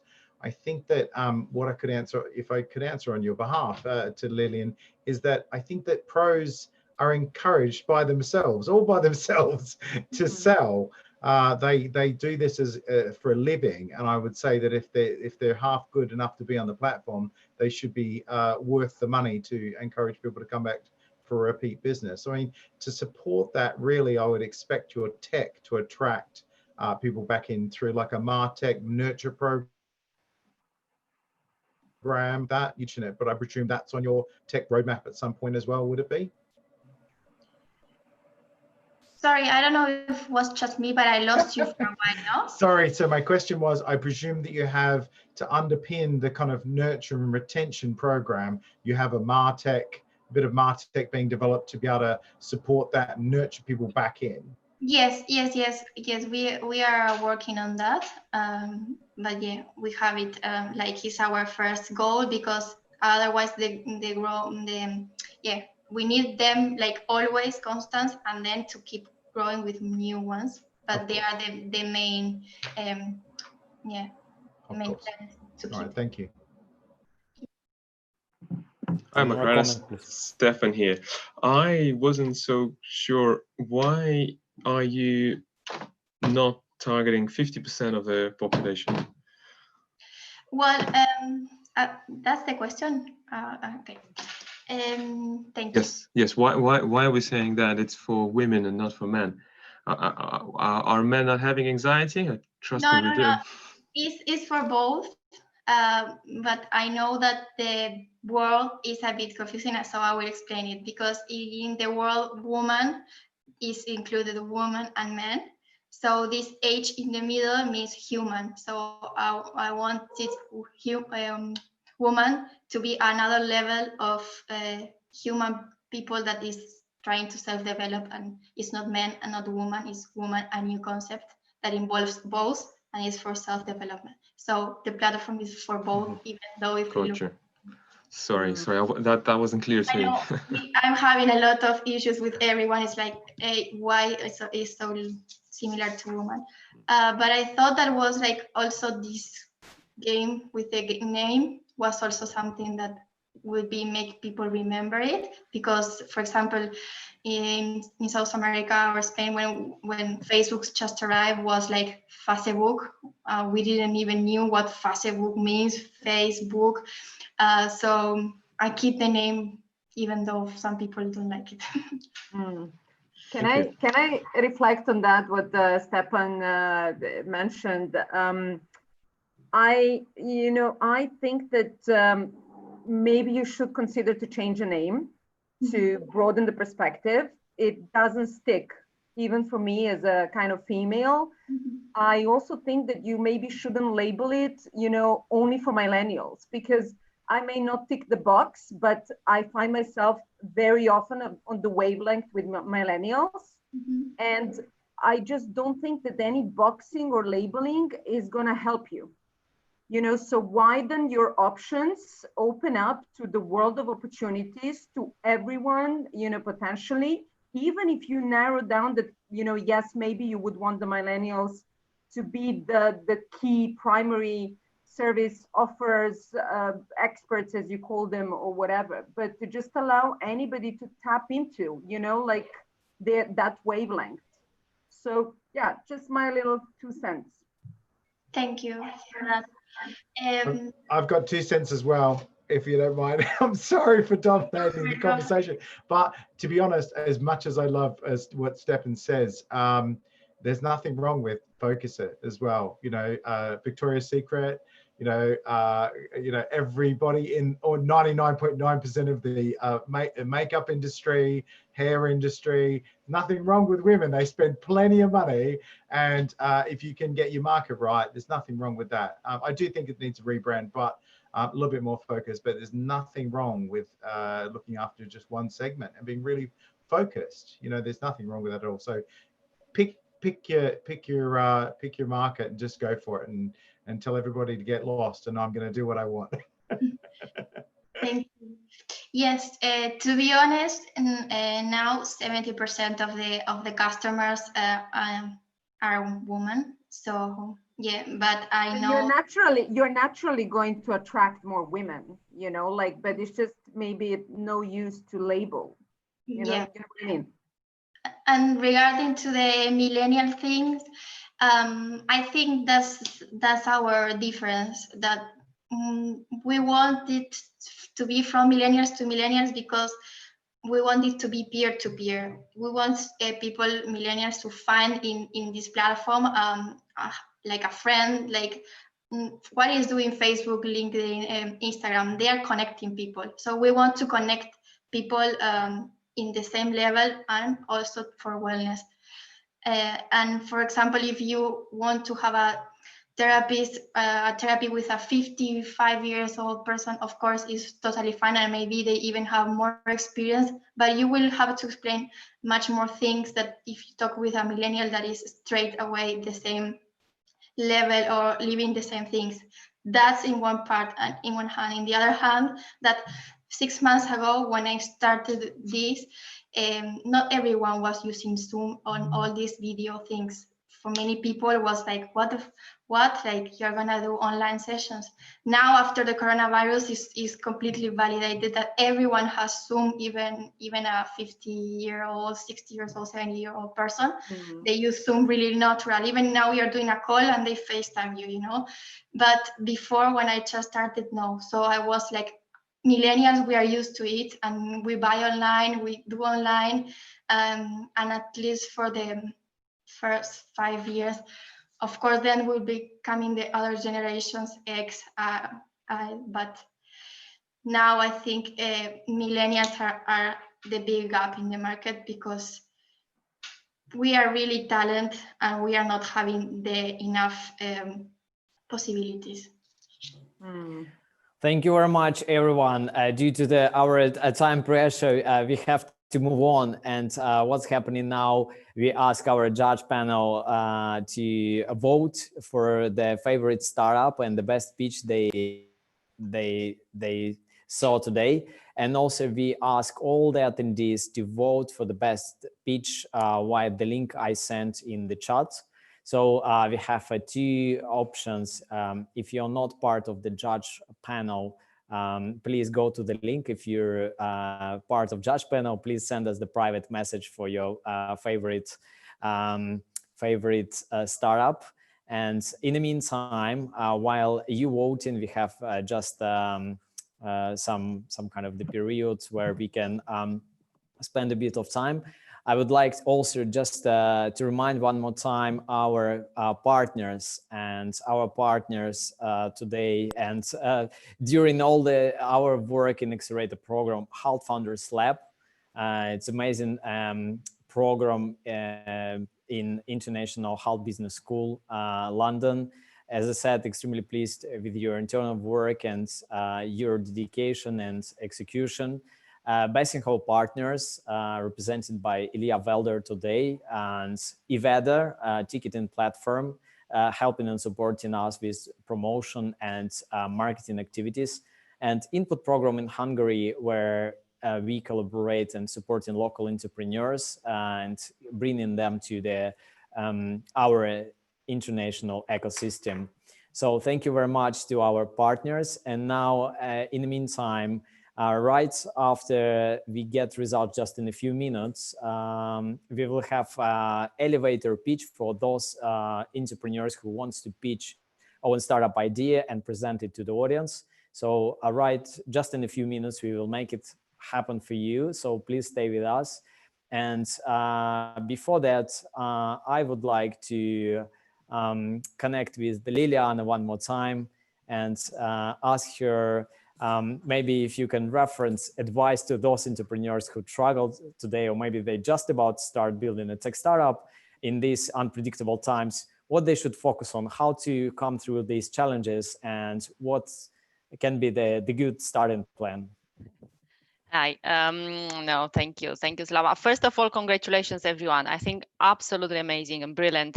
Brilliant ideas, first of all, you know, and I think that's really good. I really like a lot you anchor them into a problem. You know, exactly, you look into what's going on in the market, how I can connect my solution with a clear problem, and you've shown a good understanding of the people you address, who will be your customer. So I see this across the board. So probably there is some, you know, here and there, some further fine tunes to be done, but that's coming very clear, and congratulations. And I think that's really the most important thing when you start building even a product, or even especially when you start building a business. It is, and I think, you know, the mentors mentioned, I think almost all of them mentioned in their speeches, the need to anchor and, you know, and be very clear what's the problem. What I would say it is fall in love with the problem rather than the solution. So that's one thing, and that's becoming even more important nowadays. Yeah, when some solution and some things which maybe worked a little bit back time may not work exactly in the form you thought through. So definitely you may need to adjust them. So that's why I see, okay, what do I need to pivot? Understanding your customer, understanding the problem, that's fundamental, and then you need you'll find out how to pivot as you go further and make it relevant for the current conditions. I think that's one very important, that it's valid at any point in time. It's not something new and will be impacted by something going on. I think the other thing it is build a team. Make sure you have a team. So for the ones of you maybe you're not very clear and being at the beginning of your business and defining the business, make sure you have very clearly defined who are you working with, who is your team, who are your partners, because I think it's very hard to be able to do everything by yourself. Yeah, so that's another thing. Have a clear vision. I would say that's the other thing. Know where you want to go. I see coming through in most of the pitches today. But for some, I would say, and dream big. Yeah, so that's where you start and see, okay, what are the steps which will allow me to reach my vision? But go bold, and dream big, while stay focused on the steps. What are your key steps and where you want to go? Yeah, so what are the first ones? Put clear milestones. And kind of reward yourself achieving that specific milestones. Either that's about achieving a certain number of customers, it's about the launching your MVP, or it's about achieving and getting some certain funding. So I would say stay in love with the customer, understand further what they need, and be sure you connect with them at any point in time. Look a bit what's going on.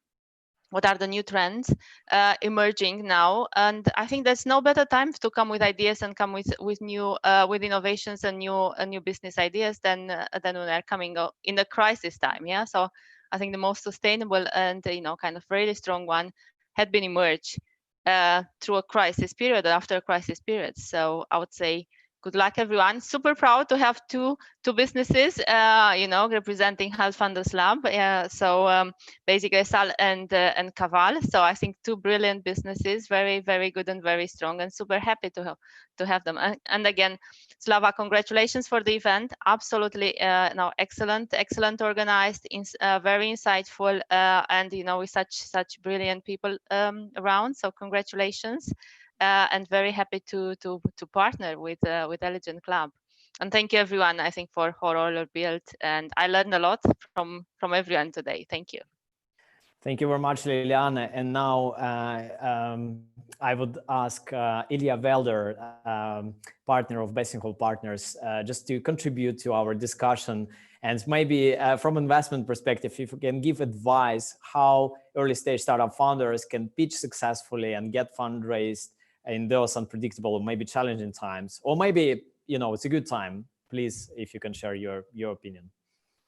Thank you, Slava. First of all, again, really impressive event, and we've seen the whole spectrum of different solutions being presented today, addressing different segments, and also such a different approach from the founders with such a diverse backgrounds, but all united by their ambition to build a business. I think that the spark in the eyesight, with the love to the customer, I really like this, Liliana, your point of being in love with the customer, with the love to the customer, and the healthy and I would say adequate outlook on their micro and macro environment is definitely a good kind of combination of how to build the startup, especially in this world. I'm sure everyone, I mean, after all those insights that were shared previously, there's not much to add. I would just add one little point, is that probably with all this kind of situation, we are gifted with the opportunity to calibrate our businesses and our business models in the post-COVID era, and to take all the insights that we could take from it into consideration, and basically tune our business models in the best way to succeed. And I think that's probably kind of the best way to have a fresh look on what might happen. It's a real pleasure for us in Bessinghall to be the partner of Eligent Club. Thank you very much. And I'm looking forward to talking to startups in more details, and also to next pitching event. Slava, I'm sure it's going to be a success. Let's hope we will all meet in London in the autumn time. But before that, I would ask our judge panel, members, please, if you also can contribute few comments, few insights, what you observed today, maybe some change, or as Ilya mentioned about, you know, completely different approach of startup founders, the way they pitch, the way they see the, you know, their projects. Any comments so far, please? If I could share a few words of encouragement for all the founders out there, and I think it has been touched by Matthew earlier today. It's about the funding and about the money out there. I totally agree with the sentiment that the money is always there. It's all about the right idea, the right team, and execution at the end of it. But if you have that product, it doesn't matter what the market and the economy is out there, you will always find money. Don't put yourself in a mindset that, oh my God, it's the end of the world, we're all going bankrupt and there is no cash. The fact is there's more cash out there than ever. So you're in a much better position than ever to raise money, and good luck with that. Thanks, Stefan, for mentioning me. Very nice of you. So what I've been telling a lot of startups, and I've done some public speaking recently actually, is that this is probably one of the best times to launch a really great startup. Money is a challenge. Getting staff is a challenge. Working is a challenge. But I can tell you as a fact is that every great businesses out there comes from challenge, comes from a time of challenge. And that's what happens. Every time we see a recession, we see a massive jump in the amount of startups. And that makes it harder as well. But trust me, if you really believe in your idea and you really think it's going to work, go for it, like every fiber of your being, because you have the best chance of being the next big unicorn, the best chance. There's gaps opening up everywhere in the market at the moment, everywhere. So don't be discouraged by what's happening. Be encouraged by what's happening. It's not easy to have a great business, but this is a great time. That's my tip. It can only go up from now. We're at the bottom. It can only go up. I second that. I really agree with Matthew on that one. Opportunity times now for us all. It's give us time to step back and have a look at things, and I think that's clear that we can come out of this very, very strong. One thing, a bit of advice I give to the pitches today, I thought they were all really, really good, but also it turns the other way. Make sure you find the right investor for you as well. Money's out there, I totally agree, but it's key that you get the right investor to support you. It's a tough role, CEO, founder, etc., building your team, making the right decisions. So, you know, make sure that's right for you, because the next step is and also as big a step, and you want to make sure everyone's got your back. So go for it. It's a great time. I'm loving it at the moment. So yeah, join us on the journey, please. Thanks. Thank you very much, Gaynor. Karen, can you join us? Yes. First, I would like to say that it was really, really, you know, great pitch, and it's my first time, so glad to see it. I would like to say also, and I think all the part of the judges said it, but I think it's also a time of collaboration and partnership. And as much as you are driving your business, your proposal, I think it's a time to ask other people to join, to help you. And in all the businesses we saw today, there are partnerships that can be made and collaboration. So thank you very much. Thank you very much, Karen. Mark Kohn, maybe you can. Yeah, I think one of the things when you're pitching is you've got to show confidence and passion and belief. And I thought, to be honest, all of today's presenters did that. And I think that's partly also down to the selection process for the team from Eligent. So congratulations to everybody who presented and to the selection panel who chose them in the first place.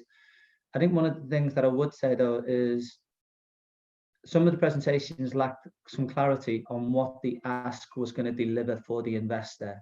So there was a specific ask for amounts of money, but what was being given to the investor in return for that really wasn't clear and would have been relied upon in a Q&A, and that didn't necessarily have the time for it. But I don't think that's the most important thing. I think the most important thing, and I think Matt mentioned this before, is like, you know, kind of passion, belief, conviction. people really want to buy into you and your belief that you will deliver on your vision, your promise. And some of that is understanding where your vision originated from, but some of it is just kind of seeing the whites of your eyes and knowing that irrespective of whether the investor or investors go on that journey with you, you intend to deliver on that promise. Thank you very much, Con. Marka, can you join us and give some of your thoughts as well? Thank you very much, Con.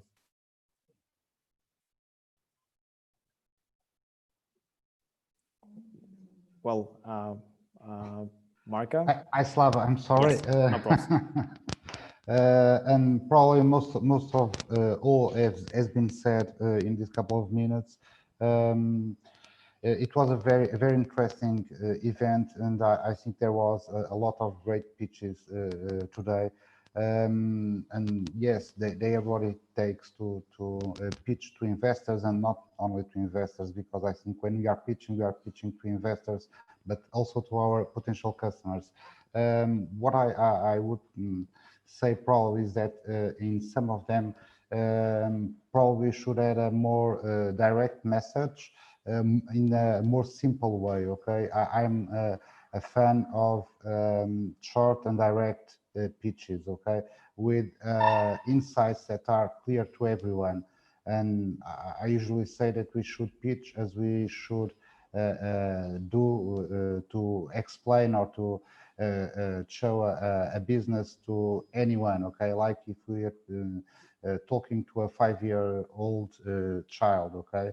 And in some cases, you might understand that people that are watching you, your audience, don't know everything that you are talking about, okay? So clear, and clear. But once again, nice pitches. Thank you all. Thank you very much, Marka. Anyone else from our mentors or experts can contribute? Anyone? Before we know the result already, so just a few words before we say who is the winner today. Anyone? You ready? All right. So absolute win. That there is no kind of tough decision for the first place. But before that, I want to share the screen and show you what the results regarding the voting. So 19.2% equally goes to Kawal and Isal. So congratulations, both of startups from HALT Founders Lab. So amazing work. And our winner today, DroneStream, according to our audience voting process, and also according to our judge panel. So DroneStream, congratulations, amazing work, and you definitely get our certificate of the winner of this session today. So as I mentioned before, Kawal, Isal, and DroneStream first place. So great work. Well done, everyone. And yes, now we just opening the open discussion. So again, thank you very much to all our partners for your support, not only for today, but your continuous support. And I'm very pleased to the network we have. And I'm very thankful for your very responsive things. And you know, some of you, I asked for some support in very last moment due to some questions to sort out. So thank you very much, and stay tuned. We definitely, next big pitch day event like this, we will have in the end of October. Hopefully not only online, but offline as well in London. And so stay tuned. But now, as I discussed before, we open the pitch session. So that's elevator pitch, allowing our attendees to pitch their project, idea, anything they're looking for across, you know, our topic today about startups, investments, partnerships, collaborations. So again, thank you very much one more time, our judge panel. And yes, who is the first? If someone wants to present or give the first word, please start. First managed. Maria, please. Can you switch on your camera? Yeah, you're sound on mute now. Can you hear me now? Yes. Hi. Hi, everyone.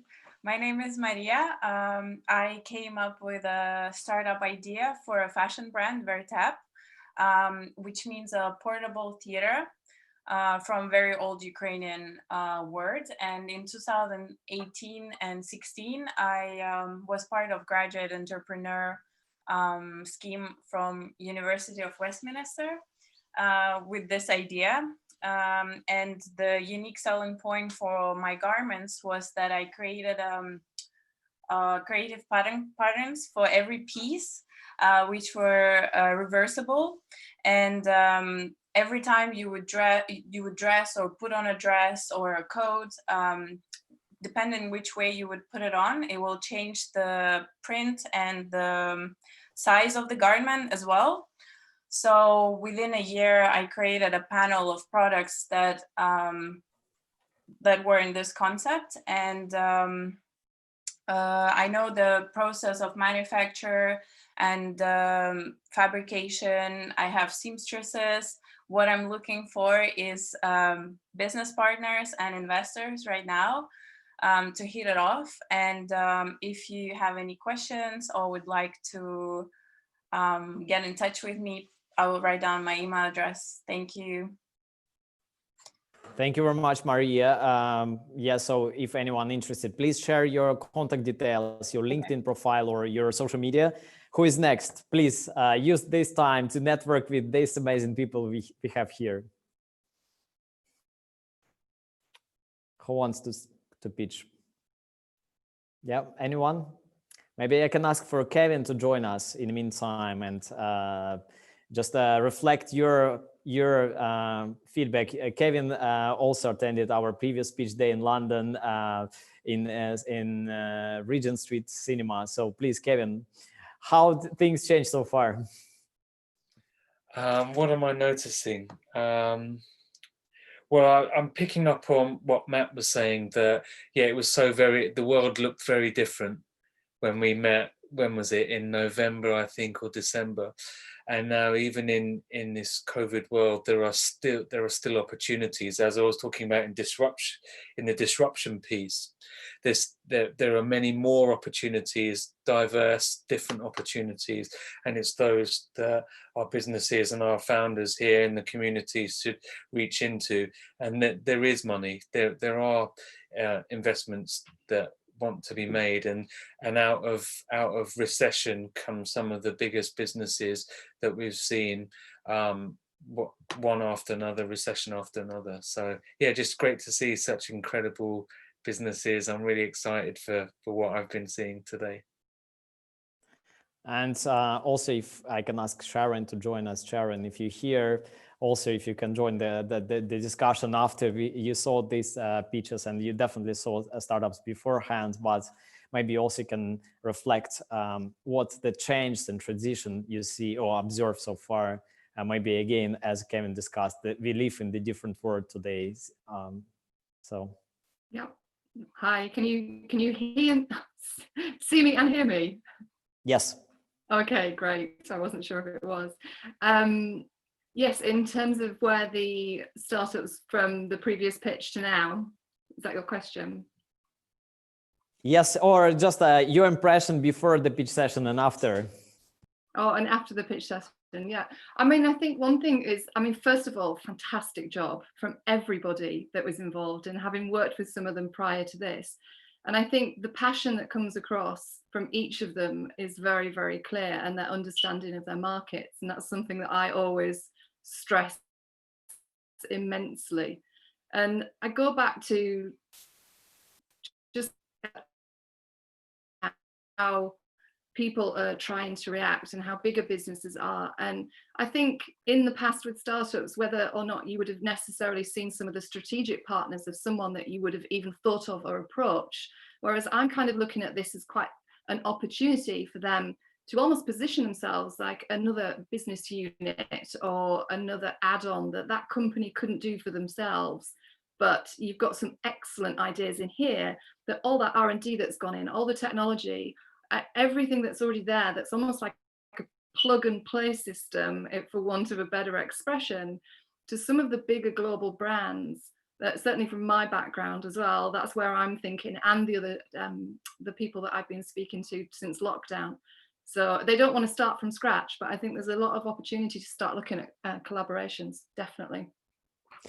Thanks a lot, Sharon. Adel, maybe you also can give us a few comments about that. And thanks a lot for your great video and your support of our session today. You did a lot of support just a few days before with video and other things. So please, if you can contribute as well.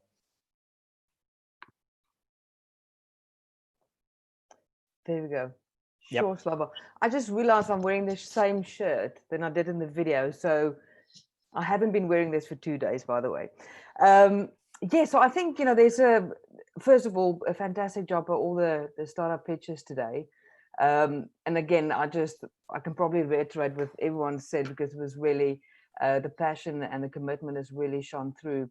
I think everyone is it's been fantastic for me to see how everyone is kind of on the same page with really focusing on trying to solve problems, being customer centered, collaborative, strategic partnerships. So we can see this theme coming through from all the mentors and all the judges as we speak, which is kind of where we are leading towards the new normal, which is fantastic. And I think one of the things that I would probably want to share here as well is I also want to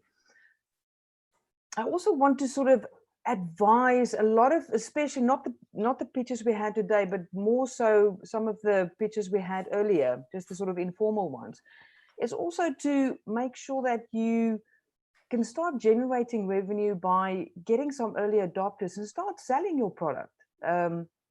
Even if you give it away for free, or if you can get them to sign up and it's in a discounted price to get the traction, but really to get customers to fund your business model in the really early ages. So that when you get to the stage where you want to talk to investors, it's really where you are, where a lot of these startups were today, where they're ready to scale. And so I would encourage people to build what I would call customer funded business models, to really go in and look at how can I get customers to pay me upfront, and then I deliver my product and solution. So this is where innovation and creativity plays a big part. But I would really challenge people with new ideas to first go into that specific area, explore that, and not waste too much time just pitching and looking for investors. Spend time building your business and validating your idea.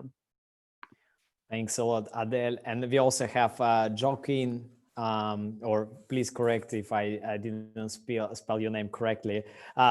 Make your pitch, and also thanks for staying with us and thanks for joining our session. Thanks for inviting me. It's Joaquin, but don't worry, it's from Chile. I know it's difficult. Well, everybody can hear me? Yes. Well, this is my first pitch, so sorry if it's too bad. I got a business idea. Actually, I already earned some funds from the University of Manchester to do some research about it. And my idea is to create a platform that connects grocery stores with people. So you go into this online platform and choose whatever products you want from the aisle, and somebody, expert shopper who will work for my app, will take that list of products and do the shop for you, do the shopping, and then deliver to your home. It's like a kind of an Amazon, but personalized. So the expert grocer will do the expert shopper, will do the groceries for you and take care of the products and call you if somebody goes bad. So what I'm searching for right now is somebody who can actually build a product with me, because my background is in business, but I got no experience in software. So if anybody is interested, please contact me. Please share your contact details in order to make sure people can follow up, and we also will check out across our network if there is anyone interested. And also, as just to mention that this summer we run more than 12 online events, and one of them is going to be Find the Co-Founder for your tech startup. So you're more than welcome to join. Yeah. And you definitely can find someone interested in your particular idea. So anyone else? So anyone else want to contribute? And we are just wrapping up, but if you'd like to share some of more comments, you're more than welcome to do so right now. Anyone? Evgenia, maybe you can just to kind of summarize and also leave us to finish this session, if you can hear us. So yeah, actually, it's great to see that sometimes you don't need a team of engineers. You can find a co-founder that runs a software house, for example, or other partners that help you developing the MVP to validate the product market fit. So I think, other than all the things that have been said, that this is the interesting thing. So new patterns or alternative patterns to get the MVP and validate essentially the value that you bring to users. So this is something that I've seen, and it's interesting for people that maybe don't have access to a CTO that has the skills you need to build something. Maybe you can integrate by creating new deals, new dynamics, essentially. Right, Evgenia, thanks a lot. Again, if someone wants to make a final lines, please comment. Just a quick update again, as a reminder, now we started a new cohort of our Eligent Accelerator startups. So we will have a next pitch day in October, in the end of October in London. In the meantime, we have more than 12 online events organized by Eligent Club. So some of you already, was there, and you know what we do exactly. So please, you're more than welcome to join us again, and always happy to see. Thanks a lot for all of your support. It's extremely important, and I think that the niche we work and the niche we're trying to deal with, we work with the early stage startups, and we're trying to work with early stage startup founders. And as you know, it's very difficult, challenging stage of business. Some people that have lack of connections, maybe a lack of some particular knowledge, and definitely lack of capital. So again, if we can help to make it, journey for certain startups more successful, I'm more than happy to follow up and discuss. And if you get any ideas or any other joint venture, collaboration ideas for common events or anything in mind, please, happy to discuss further. And again, one more time, thanks a lot to our judge panel, amazing work, amazing contribution. Congratulations to our startups. It's very interesting results. And thanks a lot one more time to our partners, HALT, Founders Lab, Basking Partners, Input Program, and Evada platform. And also, again, one more time, Adele, Kon, Stepan, Evgenia, Karen, Derek, Oleg, Makarena, Sharon, Ilya, and all our guests. Thanks a lot one more time. And hope to see you in London very shortly in person. And we will try our best to make it good. We will bring you more startups to pitch and make it. It's a great event, Slava. Well done to everybody. Nice to be part of it. Thanks so much. Thanks so much, Slava. Great job. Thank you, everyone. Yes. Fantastic We are finishing event. session. Thank you. Thank you. Thank you. Cheers. Bye-bye. Bye, everyone. Well done, everybody. Bye. Bye-bye, everyone. Thank you. Bye-bye. Bye-bye.